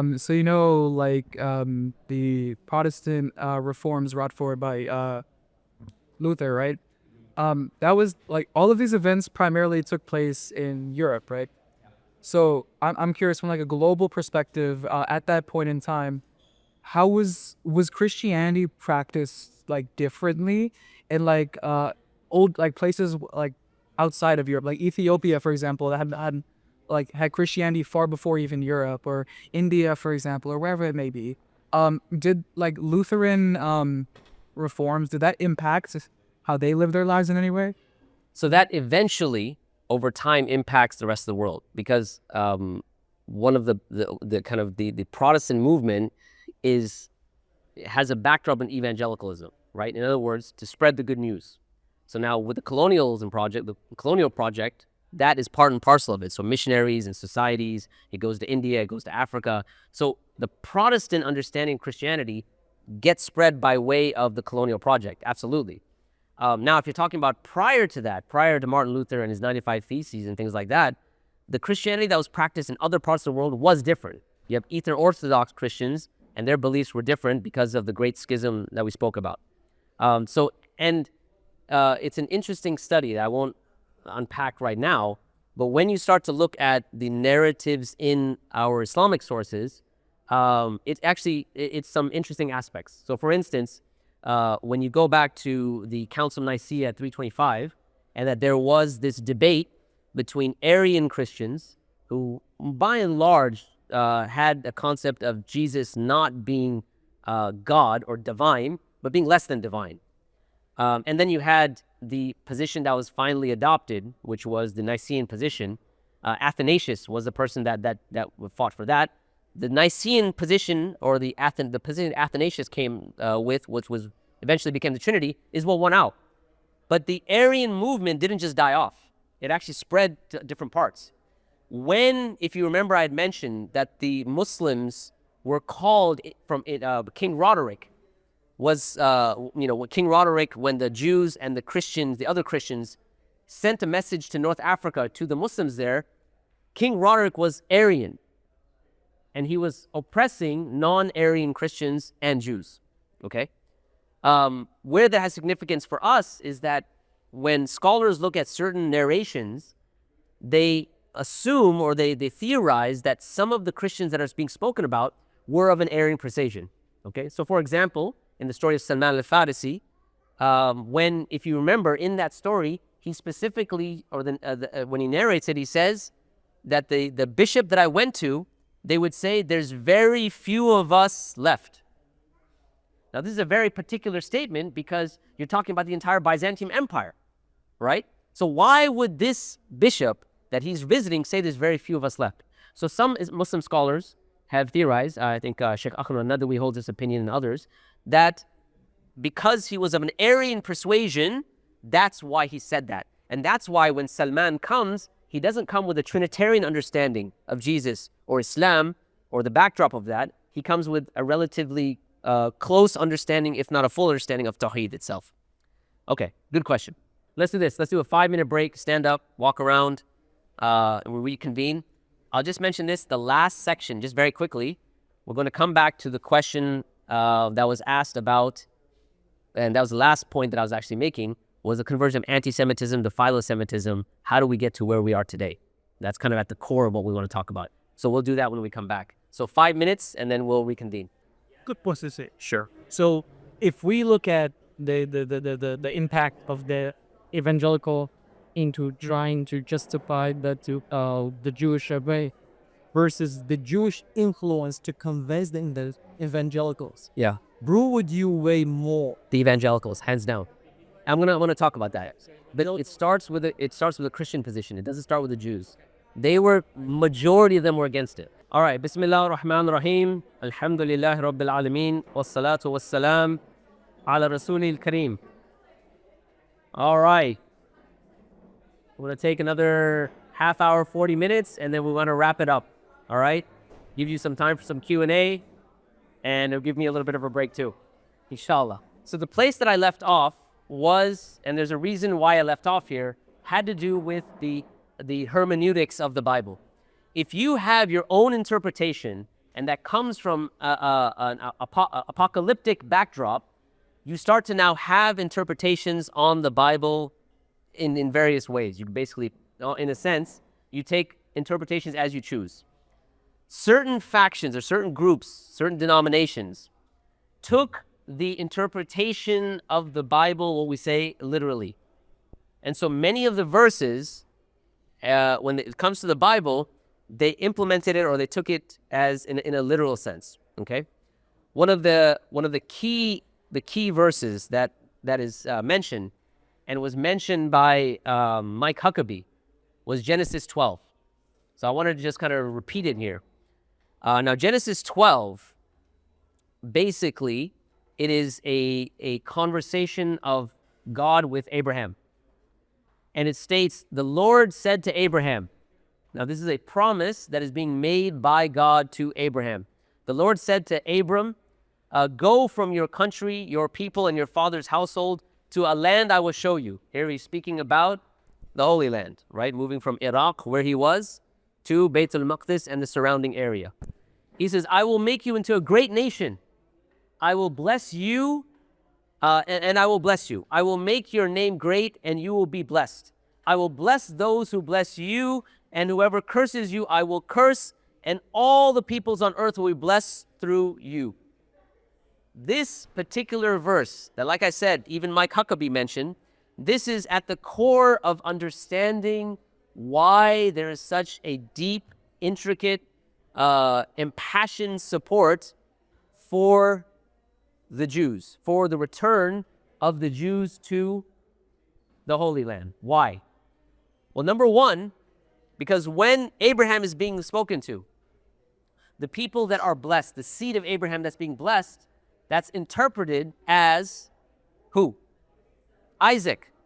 And we already said that that is excluding Ishmael, right? And we said it's excluding Ishmael because he had certain roots that go back to Canaan, and he's excluded because of who his mother was, all right? And by the way, that was one reason. There's other reasons that were given. So, for instance, I think it was Billy Graham. He said that in his interpretation, just goes to show that you can, the interpretation is fast and loose. When talking about Ishmael and why Ishmael and his seed is not considered, in other words, the Arabs, he said that when Abraham, when he wanted to have a child, he wanted to accelerate God's plan. And God didn't like that. And how did he accelerate God's plan? By having Sarah let him have relations with her maidservant, Hajar, in other words. And so, because they made a deal that if you do this and you have a child, if she gives you a child, then you have a child. You'll have an heir. But, as Billy Graham says, but this was not what God wanted. And they tried to accelerate God's plan, and God did not want that. That's why the Arabs and the children of Ishmael are excluded from this promise. Again, how you interpret it, there's multiple different ways. That's how Billy Graham decided to do it, and others. Okay, so Genesis 12 forms the basis for this. There are certain interpretations that we want to now quantify and make it very simple. You have a certain movement that arises. This movement is what's known as the dispensationalist movement. The founder of this movement is someone by the name of John Nelson Darby. John Nelson Darby, prior to him, when you looked at the promises that were given in the Bible, they were looked at being interconnected. He's the first one, or initially, that says that rather they're not interconnected, but they're based on epochs of time. And so if you have a promise in one epoch, that is not something that excludes a promise in another epoch, all right? Another dispensation of time. So what happens is that they divide up the dispensations, or these periods in time, into seven time periods. John Nelson Darby, he has this understanding in the early 19th century that the Bible is to be understood in dispensations. There are 7 dispensations and 7 time periods. So the first dispensation is what's known as the age of innocence. This is before Adam, this is Adam before the fall, meaning before he ate from the tree, he was innocent. So this is age or first dispensation. Dispensation number 2 is the dispensation or the age of conscience. In other words, this is from Adam to Noah. Then you have the third, which is the dispensation of human government, from Noah to Abraham. You have the fourth, which is the promise, Genesis 12 that talks about it, Abraham to Moses. Okay? The fifth is the dispensation or epoch of the law, which is Moses to Jesus. And then you have the 6th dispensation, which is the church. The 6th dispensation is what we are in today, the age of the church. Okay? The 7th dispensation is what's known as the kingdom. And this kingdom, according to certain verses of the Bible, is stated to be 1,000 years long. Okay? This is what's known as the millennium.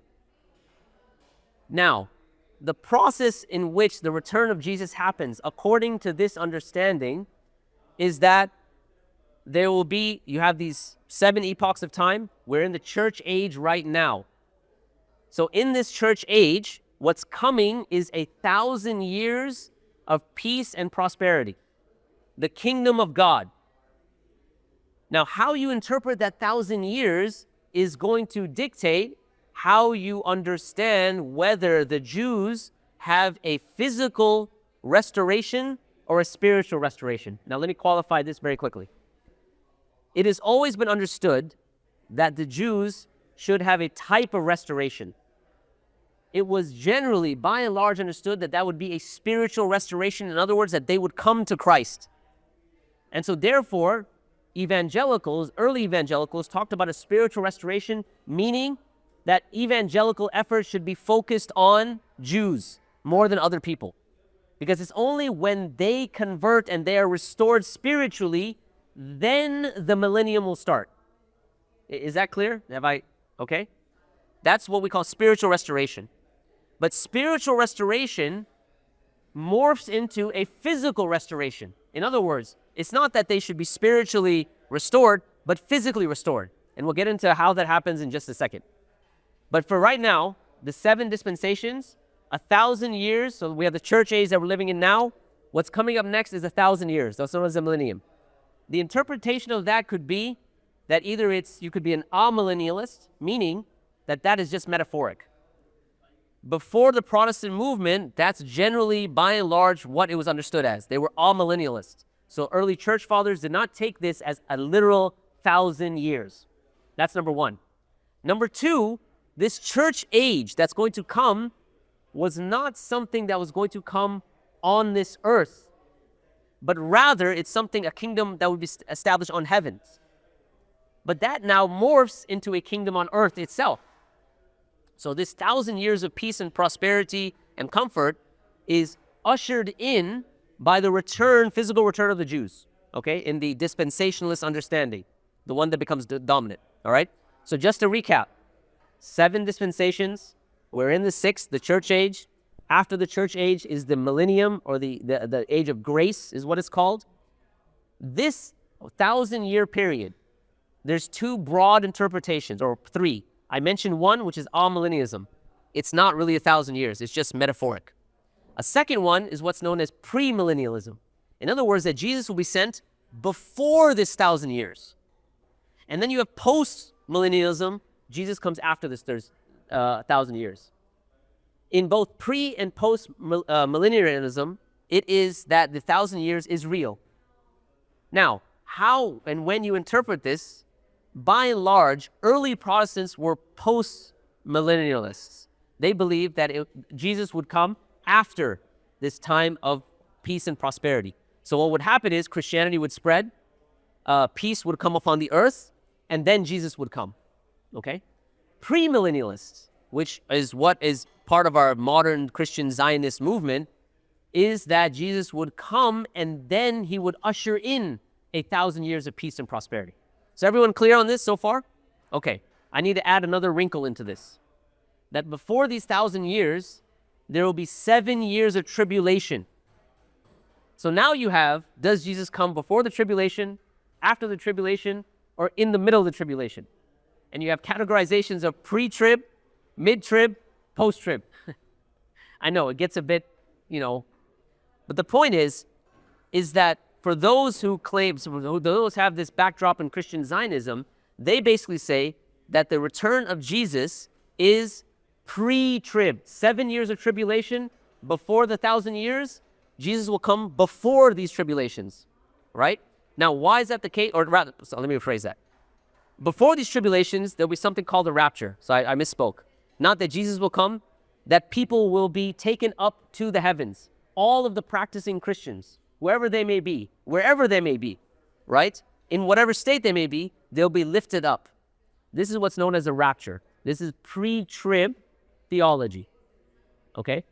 So I hope that's a bit clear. So let me just rephrase that. 7 years of tribulation, 1,000 years of peace and prosperity. Pre-tribulation, the rapture, okay? If you say that it's post-trib or mid-trib, those are people that say there's no dispensations, we don't believe in this rapture, okay? Certain Christians have that idea. Then you have the 1,000 years, the millennium. Does Jesus come at the beginning or at the end? Again, for those people that adopt Christian Zionism, he comes at the beginning. Now, with all of this said, pre-trib, pre-millennial, in order for that to happen, there has to be a physical restoration of the Jews to the Holy Land. It's not spiritual anymore. And that's based on certain verses in, I believe, Daniel, Ezekiel, and a few other verses, that they're taken to say it has to be physical. Why? Because there's a shift from saying that it's not about spiritually saving the Jews and having them being restored. It's about a physical restoration, and that when Jesus comes, if he comes and he is truly the Messiah, then the Jews will follow him anyway. Now, from the Jewish vantage point, if the Messiah comes and he's not Jesus, then the Christians will say, all right, well, we'll follow him. In other words, they hung in abeyance their interpretation of who the Messiah is until the end. All right? So let me just categorize this very briefly.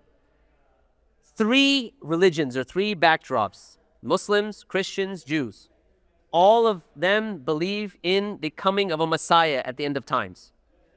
2 of them agree to the identity, that is Jesus, the son of Mary. Okay, the Christians and the Muslims. 1 does not. 2 of them agree that there will be an antichrist, a Messiah Dajjal, that Isa will fight, Jesus will fight. That would be the Muslims and the Christians. The Jews, they believe in a Messiah that's coming, and that this Messiah, remember, that he's going to come at the end of times, and that the Zionist project, now take a step back now, remember, initially the majority of rabbinic Jews, the majority of Jews said that there's no return to Palestine, there's no return to the Holy Land. That now changes by way of the Zionist push, by having an interpretation that, look, the 3rd temple, so there's 3 temples, 2 temples that were built. The 3rd temple, according to the Jews, is going to be built by the Messiah. The interpretation that 3rd temple, we're going to sit and wait, morphs over time by way of Zionist activity, and the Jews now, many of them say that 3rd temple will be built before the coming of the Messiah, from their interpretation. All right? Is everyone clear about this so far? So I've given a lot of information very quickly. Is it clear? Yes? So, there is a hand. Yes? It's a very basic question. Yeah. If you can just explain what a Messiah is. Okay. Why? Okay, so what do we mean by Messiah? A Messiah, right? So, from let's say a biblical vantage point, this is someone who's been anointed, chosen. In the Islamic vantage point, there's different interpretations of it, right? When you talk about Messiah comes from Masah, someone that's been anointed in a very similar way as the Christians, someone that's been chosen or anointed, right? So the concept of choice runs throughout Islam, Christianity, and Judaism. That's by and large what ties it together as a concept of a Messiah or a Messiah. Does that make sense? Chosen for a certain purpose. So for the Christians, he's chosen to bring humanity into this 1,000-year period, depending on your interpretation, right? It's chosen to come back and battle al-Masih Dajjal, right, or the Antichrist. Chosen to bring the Muslims to a certain state, and so on and so forth. So it depends on your backdrop what he's chosen to. But there's a concept of being chosen. Oh yeah. Okay. So just to summarize now, there has to be a return of the Jews, physical return, and therefore there's no concept, or the concept of evangelizing the Jews has been put aside. Okay? That all is based on interpretations of the Bible that morph over time, specifically from a backdrop that is end times, right? That started with Paul himself, okay? So because there's the imminent return of Jesus, this imminent return of Jesus opens for many different interpretations. One of the ones that became dominant is that of dispensationalism. At the conference, we spoke about why dispensationalism, how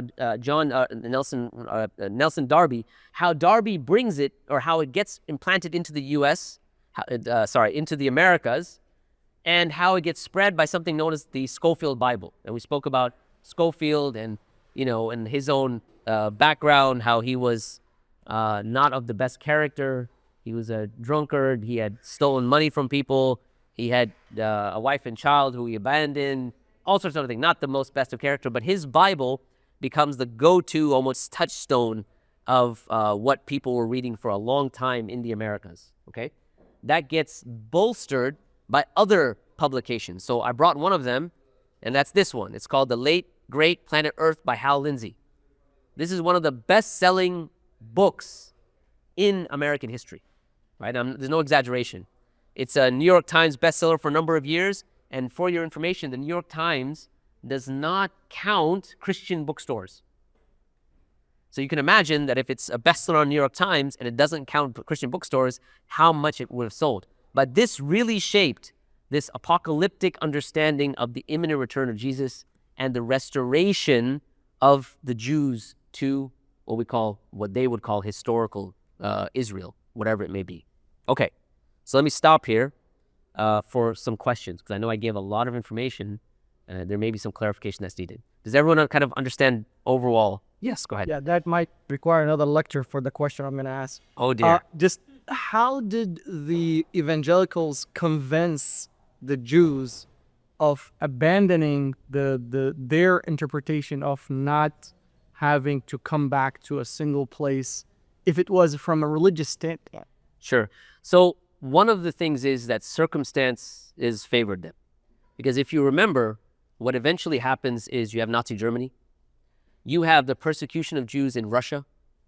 You have, and by the way, it wasn't always just persecution, but in many parts there was persecution, deep persecution.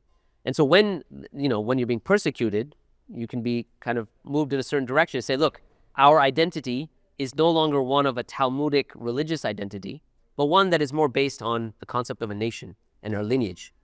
And a reading of the Old Testament, you can find those sort of justifications, and so I think just circumstances, the fact that you have a nation state, the concept of the Jews themselves being in many parts of the world being persecuted and severely persecuted in Europe itself. I always find it interesting that Muslims generally get the accusation of being anti-Semitic, and yet at the same time, if you look at anti-Semitism as defined as a hatred and a dislike of Jews, you find that at its apex throughout Christianity and throughout the European project, right, and the American project. I didn't get a chance to cite some of the pastors that support a return of the Jews to the Holy Land. They had anti-Semitic views themselves, right? And one of the reasons why the British wanted there to be a Jewish state and how they were able to convince many of the politicians to do that was because they said that Christian identity that we have, we want to keep it pure. And this is part of nationalism across the board, by the way. So even nationalism today, Like if you look at Hindu nationalism, it all goes back to keeping the nation pure, right? And that's one of the kind of the issues with nationalism itself. So that nationalism that arises in Europe and then spread across the world, you know, it's there as well. So if you have a British nationalism, it's how do you now keep this Christian British purity? And you also have, in addition to that, a returning of the Jews to the Holy Land, which is what we're supposed to do anyways. So it's like we're knocking two birds with one stone. Does that make sense? Yeah. Yes, way back there. They're almost doing this for their own selves, right? Yeah. And so the moment that the rapture happens, all of the Jews are basically going to be destroyed. Either destroyed or they'll convert. Oh, okay. Yeah. Like us. And I think Hal Lindsey, by the way, I think he gives a figure of 144,000. He's actually mathematically somehow, I don't know, Allahu Alam, how he did it, but he comes up with 144,000 Jews will convert, the rest, I guess, yeah. I don't know how he got it. So, yes, go ahead. I guess from the contemporary perspective, like how is it that the Jews kind of understand that the Christians are out to either convert them or watch them be destroyed, but they're like, it's fine, but like let's agree to... Let's agree to disagree, or let's agree to just hold. So what they did is, let's agree to hold it in abeyance. Let's just hang on to it. If the Messiah is according to what you say, we'll become Jews. We'll follow your Messiah. If it's according to what we say, you follow our Messiah. That's basically what it is, right? And so if your faith has now, from the Jewish perspective, if your faith is now shifted to when the Messiah comes, he will basically rule and he'll bring whatever he's going to bring, well, then you'd be like, okay, fine. We have to be back. We have to go back. We have to accelerate. And by the way, the acceleration of the coming of the Messiah is called aliyah. That's the Jewish term. So it's the acceleration of the coming of the Messiah. So the Jews basically at this stage now, or the Jews that hold that view, I don't want to say all of them, because remember we said not all of them held that view, leisu sawa, right? So so the ones that hold that view are going to say, okay, when our Messiah comes, you know, if he's the Messiah that we talked about, you know, you follow that. And if it's Jesus the Messiah, then you become Christian and you follow Jesus, right? And until then, because we both have this overlapping objective, goal, that there should be a meeting of minds for that, a meeting of efforts for that. So let me get one more from there and I'll come back here. Yeah. Why are the Jews trying to accelerate? So why are the Jews trying to accelerate? Like the coming of their Messiah, like producing the red calf that has no hair. That's yeah. A lot of that, again, I would say you could peg it back to this nationalistic understanding, right? That we as a nation, because we've now formed and we're now here, we have a right to do this. And keep in mind that there's a section that I spoke about at the conference, which I entitled Dehumanization. And it was going back to that story of Noah, in the sense that those other sons of Noah are basically, especially Canaan, the son of Ham, which eventually becomes the brown people, black people, and people of color, by and large, they're supposed to be enslaved to the Semites. So now, if the idea is, now you want to enslave people, the Messiah comes and the world is, as I said, the world is your oyster. You can do whatever you want, have all the luxuries you want. So from one perspective, that acceleration serves a certain, how do I put this? A certain superficial purpose, if that makes sense, right? That we can now secure more power, have more people that are enslaved to us. And again, that happens by way of a type of dehumanization. Is it almost like a propaganda tactic? Like Netanyahu, for example, he wants that to happen under his leadership. Of course. I mean, what leader would not want the returning of the Messiah to be under him? And he's like, here he is, right? I mean, in any circumstance, right? I mean, I would even say, even as a Muslim, wouldn't you want to be the person who's leading the salah when Isa alayhi salam comes and says, why don't you step back? I mean, why not, right? So, yeah, that's understandable. Yeah, so, there's another question. Yeah. Yeah. How much of this would be occurring if there was no oil in the Middle East? We'd be in the situation. I'm hoarding something. There was a quote that I read. I don't remember who said it. He said, you know, the evangelicals are willing to sacrifice all the oil of OPEC for a few oranges they find in Israel. So would it? I don't know. You know, obviously there's economic realities. I'm just wondering how much is this just a deception about like this about it's about more about a Western imperialism, about the expansion of power control, protecting them from Russia and China, like this global hegemony. I'm wondering if that's what this is really about. And they're using this as a form to see the people to think that this is a religious endeavor, and that it's about the Jews and the poor Jews, and like how much of that is just a psyops there? How much of that? So if you look at it from a historical vantage point, right? We are today. Okay, so that's what I was actually, the next section that I was kind of cover, right? Like, where are we today?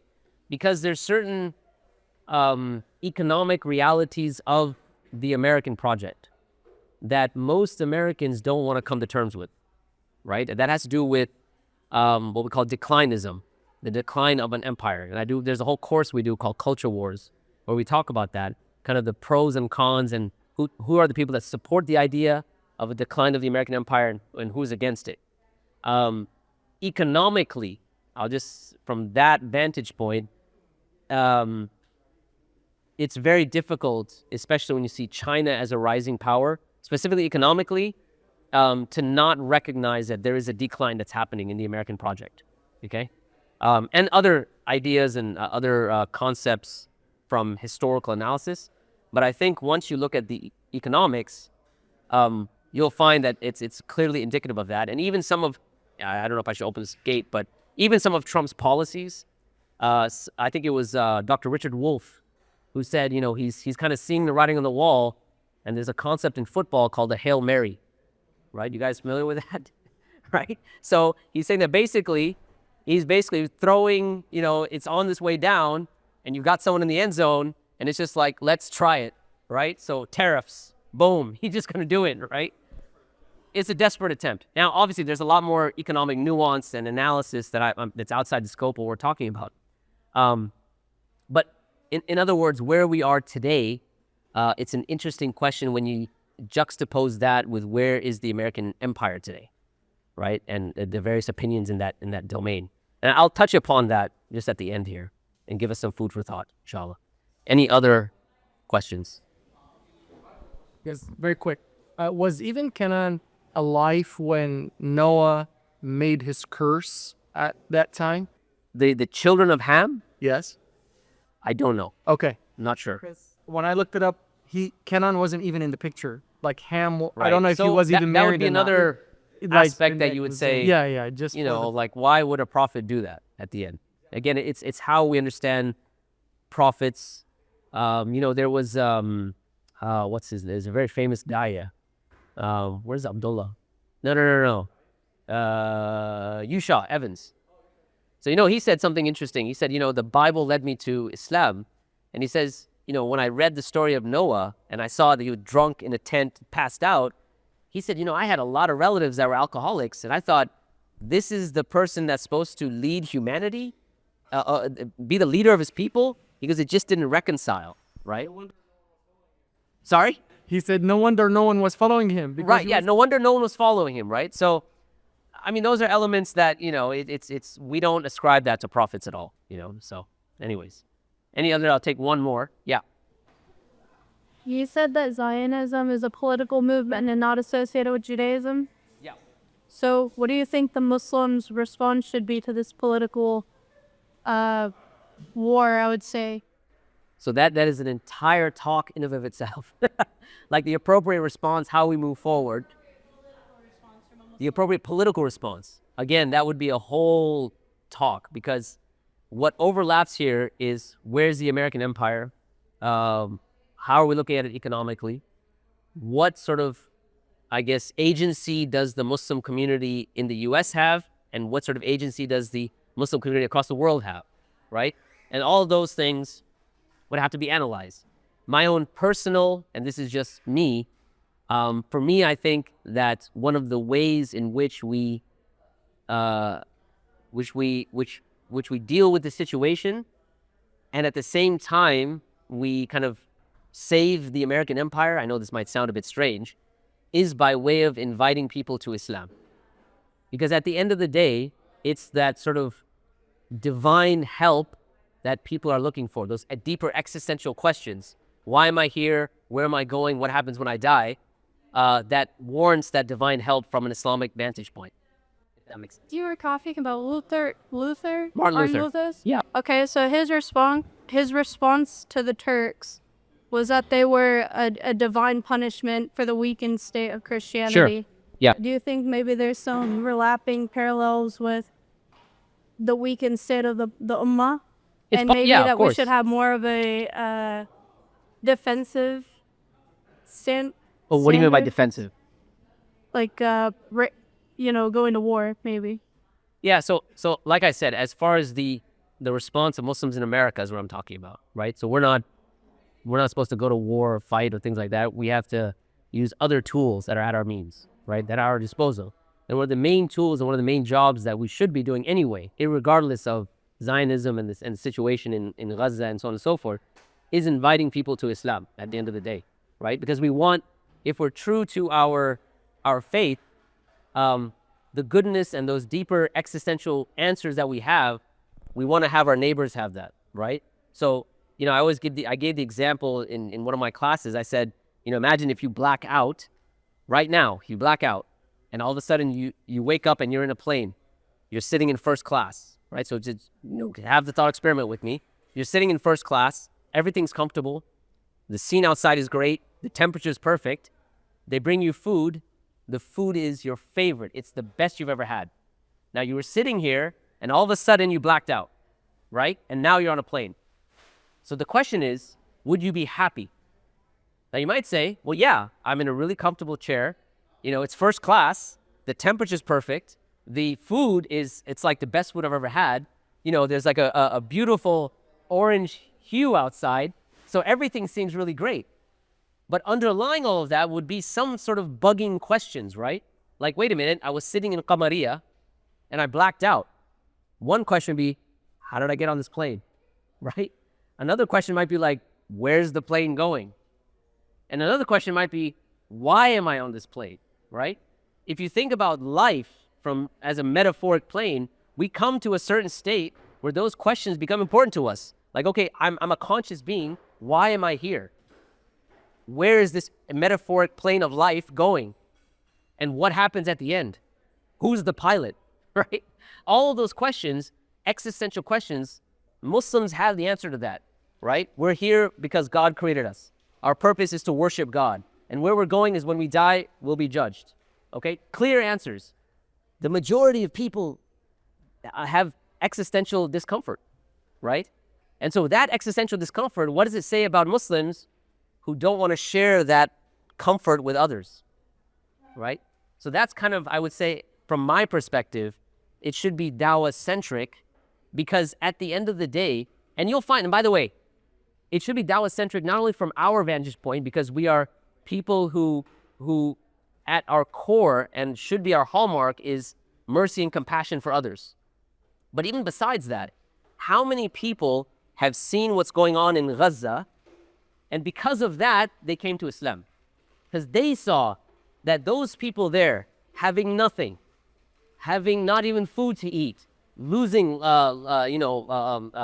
limbs and children, and yet they come out with their head up high. It's because they have an existential comfort that other people don't have, right? So anyways, that's my opinion about how we would move forward. And obviously that can be coupled with other things as well, protests and boycotts and things like that. And all of that, by the way, one of the objectives of having meetings like this is so that we bring people together and start to now think about these things, right? In a way that's academic and educated and kind of moving forward, And it's a good question, so. Are you hearing anything, or is there anything going on right now where you can move that conversation forward? Not now, I mean, We're hoping that as a lot of the people that are here, that we now start thinking and start looking at who are the people that really want to be involved in this. So I personally think that, or not think, but I'm hopefully going to be sending out a survey form, who would want to be involved in something that's broader ranged, ones have their expertise, and that they could feed into that, inshallah. So, all right, so I need to conclude. Okay, I'll take one more question, but I need to conclude with the end. And how can we unpack the topic we learned today with people around us that are non-Muslim? Very good. That's an excellent question. I don't know if I can get to that question, but it's a very good question. I will try. Okay. So where are we today? Now, in the grand scheme of things, what you see is, in a sense, and I want to leave you guys on an optimistic note, in a sense that the Zionist project itself is having a lot of trouble, meaning that they're losing ground in certain areas, okay? I don't want to just, so I'll give you some statistics that kind of give me some hope. There's a Gallup survey, and this is, by the way, this came out a few days ago. This was posted on the BBC. A Gallup survey taken in March of this year. So March was when? Yeah, 2 months ago, right? It's like, right? Taken in March of this year, found only 46% of Americans expressed support for Israel. The lowest in 25 years of Gallup's annual tracking. That's a big deal, man, right? While 33% now said they sympathize with the Palestinians. The highest ever reading with that measure. Now, this is the Gallup poll. So obviously polls have, they have biases, how they ask the question. So another survey, this one was done with the Pew Research Center. The Pew Research Center found that the portion of Republicans who said that they had unfavorable views of Israel rose from 27% to 37%. Now, if you think about Christian Zionists, you think about who is their kind of their bread and butter, like who are the main quintessential Christian Zionists, you'd find them in the Republican Party, right? Conservatives, as we call them.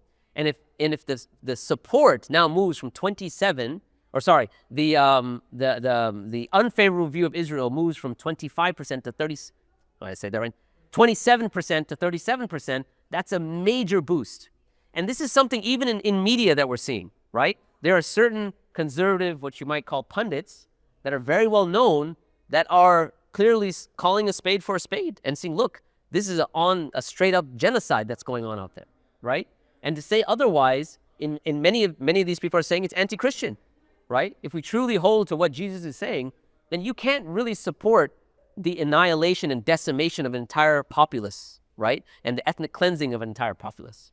Okay, I'll give you one more. Another survey that was taken on March this year again. 53% of Americans express an unfavorable opinion of Israel, an 11-point increase since the last time the survey was taken in 2022. So in terms of popular opinion, it seems like it's moving in a direction that's there to support the Palestinian cause and away from the idea of supporting Zionism, okay?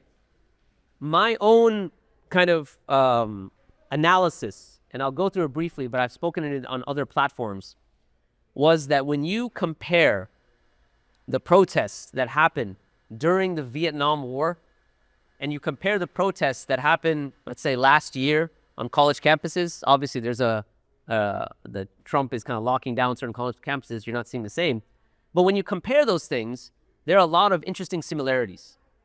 So when you look at across the board generations, with the Vietnam War, there was a shift in media. So during the Vietnam War, if you studied the Vietnam War, remember that this is the first time that Americans have in their houses, being beamed in their houses, a visual of the war across the world, meaning Vietnam, right? Television sets are now showing Americans being killed. So you have a shift in media. A shift in media today is that you can live stream a genocide on your phone, right? So that's one similarity, the shift in the media. Another similarity is the fact that they were primarily youth movements, both in Vietnam and when you looked at the movements here in related to Gaza and Palestine. Why do I care whether it's youth or not youth? Well, because when you look at the youth movements during the Vietnam War, they represented a generation that was coming after what was known as the silent generation, okay? So you have the greatest generation. They experienced World War I. Some of them experienced World War II. They were the greatest because they were able to go through those wars, etc. Then you have the silent generation. Everything is going good. The economics are going great. 1970s, 1960s, 1970s. After World War II, we became the economic superpower. You could have a nuclear family and there could be a husband, wife, you could afford things. Great. You don't need to go out and protest, everything's great. But the generation after that, that sees Vietnam, these are the children of the silent generation, children of the rich and wealthy, who don't have any sort of fear when it comes to protesting or being arrested and so on and so forth. Let me juxtapose that with the people who are protesting now. You look at 9/11. The people that experienced 9/11, the Muslims that experienced 9/11, they're primarily coming from an immigrant population. An immigrant population that when it goes through 9/11, what are they worried about? Cheddar cheese, right? Rokra, as they say in Urdu, right? Money. Because why did they immigrate? By and large, and I'm not trying to knock anyone or anything like that, by and large, they came for economic reasons. And so when that gets threatened, now the response is that we have to now buckle down. We have to be as American as possible, hang the American flag outside of our masajid and our houses and so on and so forth. And we're like you, you're like us, and let us all come together, right? And hold hands and sing kumbaya, okay? This population, by the way, the Muslim population is one of the most wealthiest minorities in the US. So maybe after the Jewish minority, the Muslims come either second or third in terms of affluence.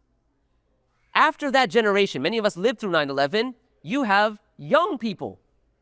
Just like the people that came after the silent generation, you have young Muslims that came after the 9/11 generation of Muslims. Are they going to be inhibited by fear? No. Were the people in Vietnam, the protesters, inhibited by fear? No. Why? Because they never experienced financial hardship and this and that, right? For better or for worse. Sometimes we say our kids are entitled because they don't know what real life is like, right? But at the flip side, they don't have the fear that many of us would have. Like, are you going to go to protest? You're going to go to jail? You're going to lose your job? Etc., etc. So second was the youth movement. So we said there's a change in media. There's a youth movement. I would say the only differential here would be Islam. That's why wherever Vietnam led to, although it led to the end of the Vietnam War, some would say, I would say that because the people that are front and center of these protests have a backdrop in Islam, you're going to find, inshallah, that they have that force. In addition to that, just a general sense of justice, they have the sense of an obligation to Allah subhanahu wa ta'ala, right? And that's something that I think we should not discredit and downplay. That's very important. And that's something that we should support. So anyways, I'm going to stop there. I know that many of you may have more questions, but I've been given the signal because we have to wrap up by 11. I know we said we'll go to 11, but because we have to rearrange our chairs and stuff like that, we'll have to stop now. I'll stick around for a little while if you want to ask me some questions personally. But with that said, I wanted to thank all of you for coming, spending your time here, listening to me. If there's anything of benefit that I said, that's all from Allah subhanahu wa ta'ala. And if there's any mistake, any sort of something I said that was offensive or anything like that, that's all from myself and from shaitan. May Allah bless all of you, increase you in khair, increase you in goodness. May He make your attendance today heavy on your scales of good deeds on Yawm al-Qiyamah. And I hope that, you know, that as you leave here today, you remember Sapience Institute in your du'as. You remember the people of Qamariya in your du'as. And if you can, this is my final pitch, if you'd like to give a donation to support programs like this, please reach out to Brother Abdullah, I don't know where he went, or myself, and we can guide you in that space as well. And we hope to have more future programs. We'll be sending a survey out as well to see what you guys thought of this one, how you like the setting, and how we can make improvements. So may Allah bless all of you. Jazakumullah khair. Subhanakallahumma wa bihamdika ashhadu an la ilaha illa anta astaghfiruka wa atubu ilaik.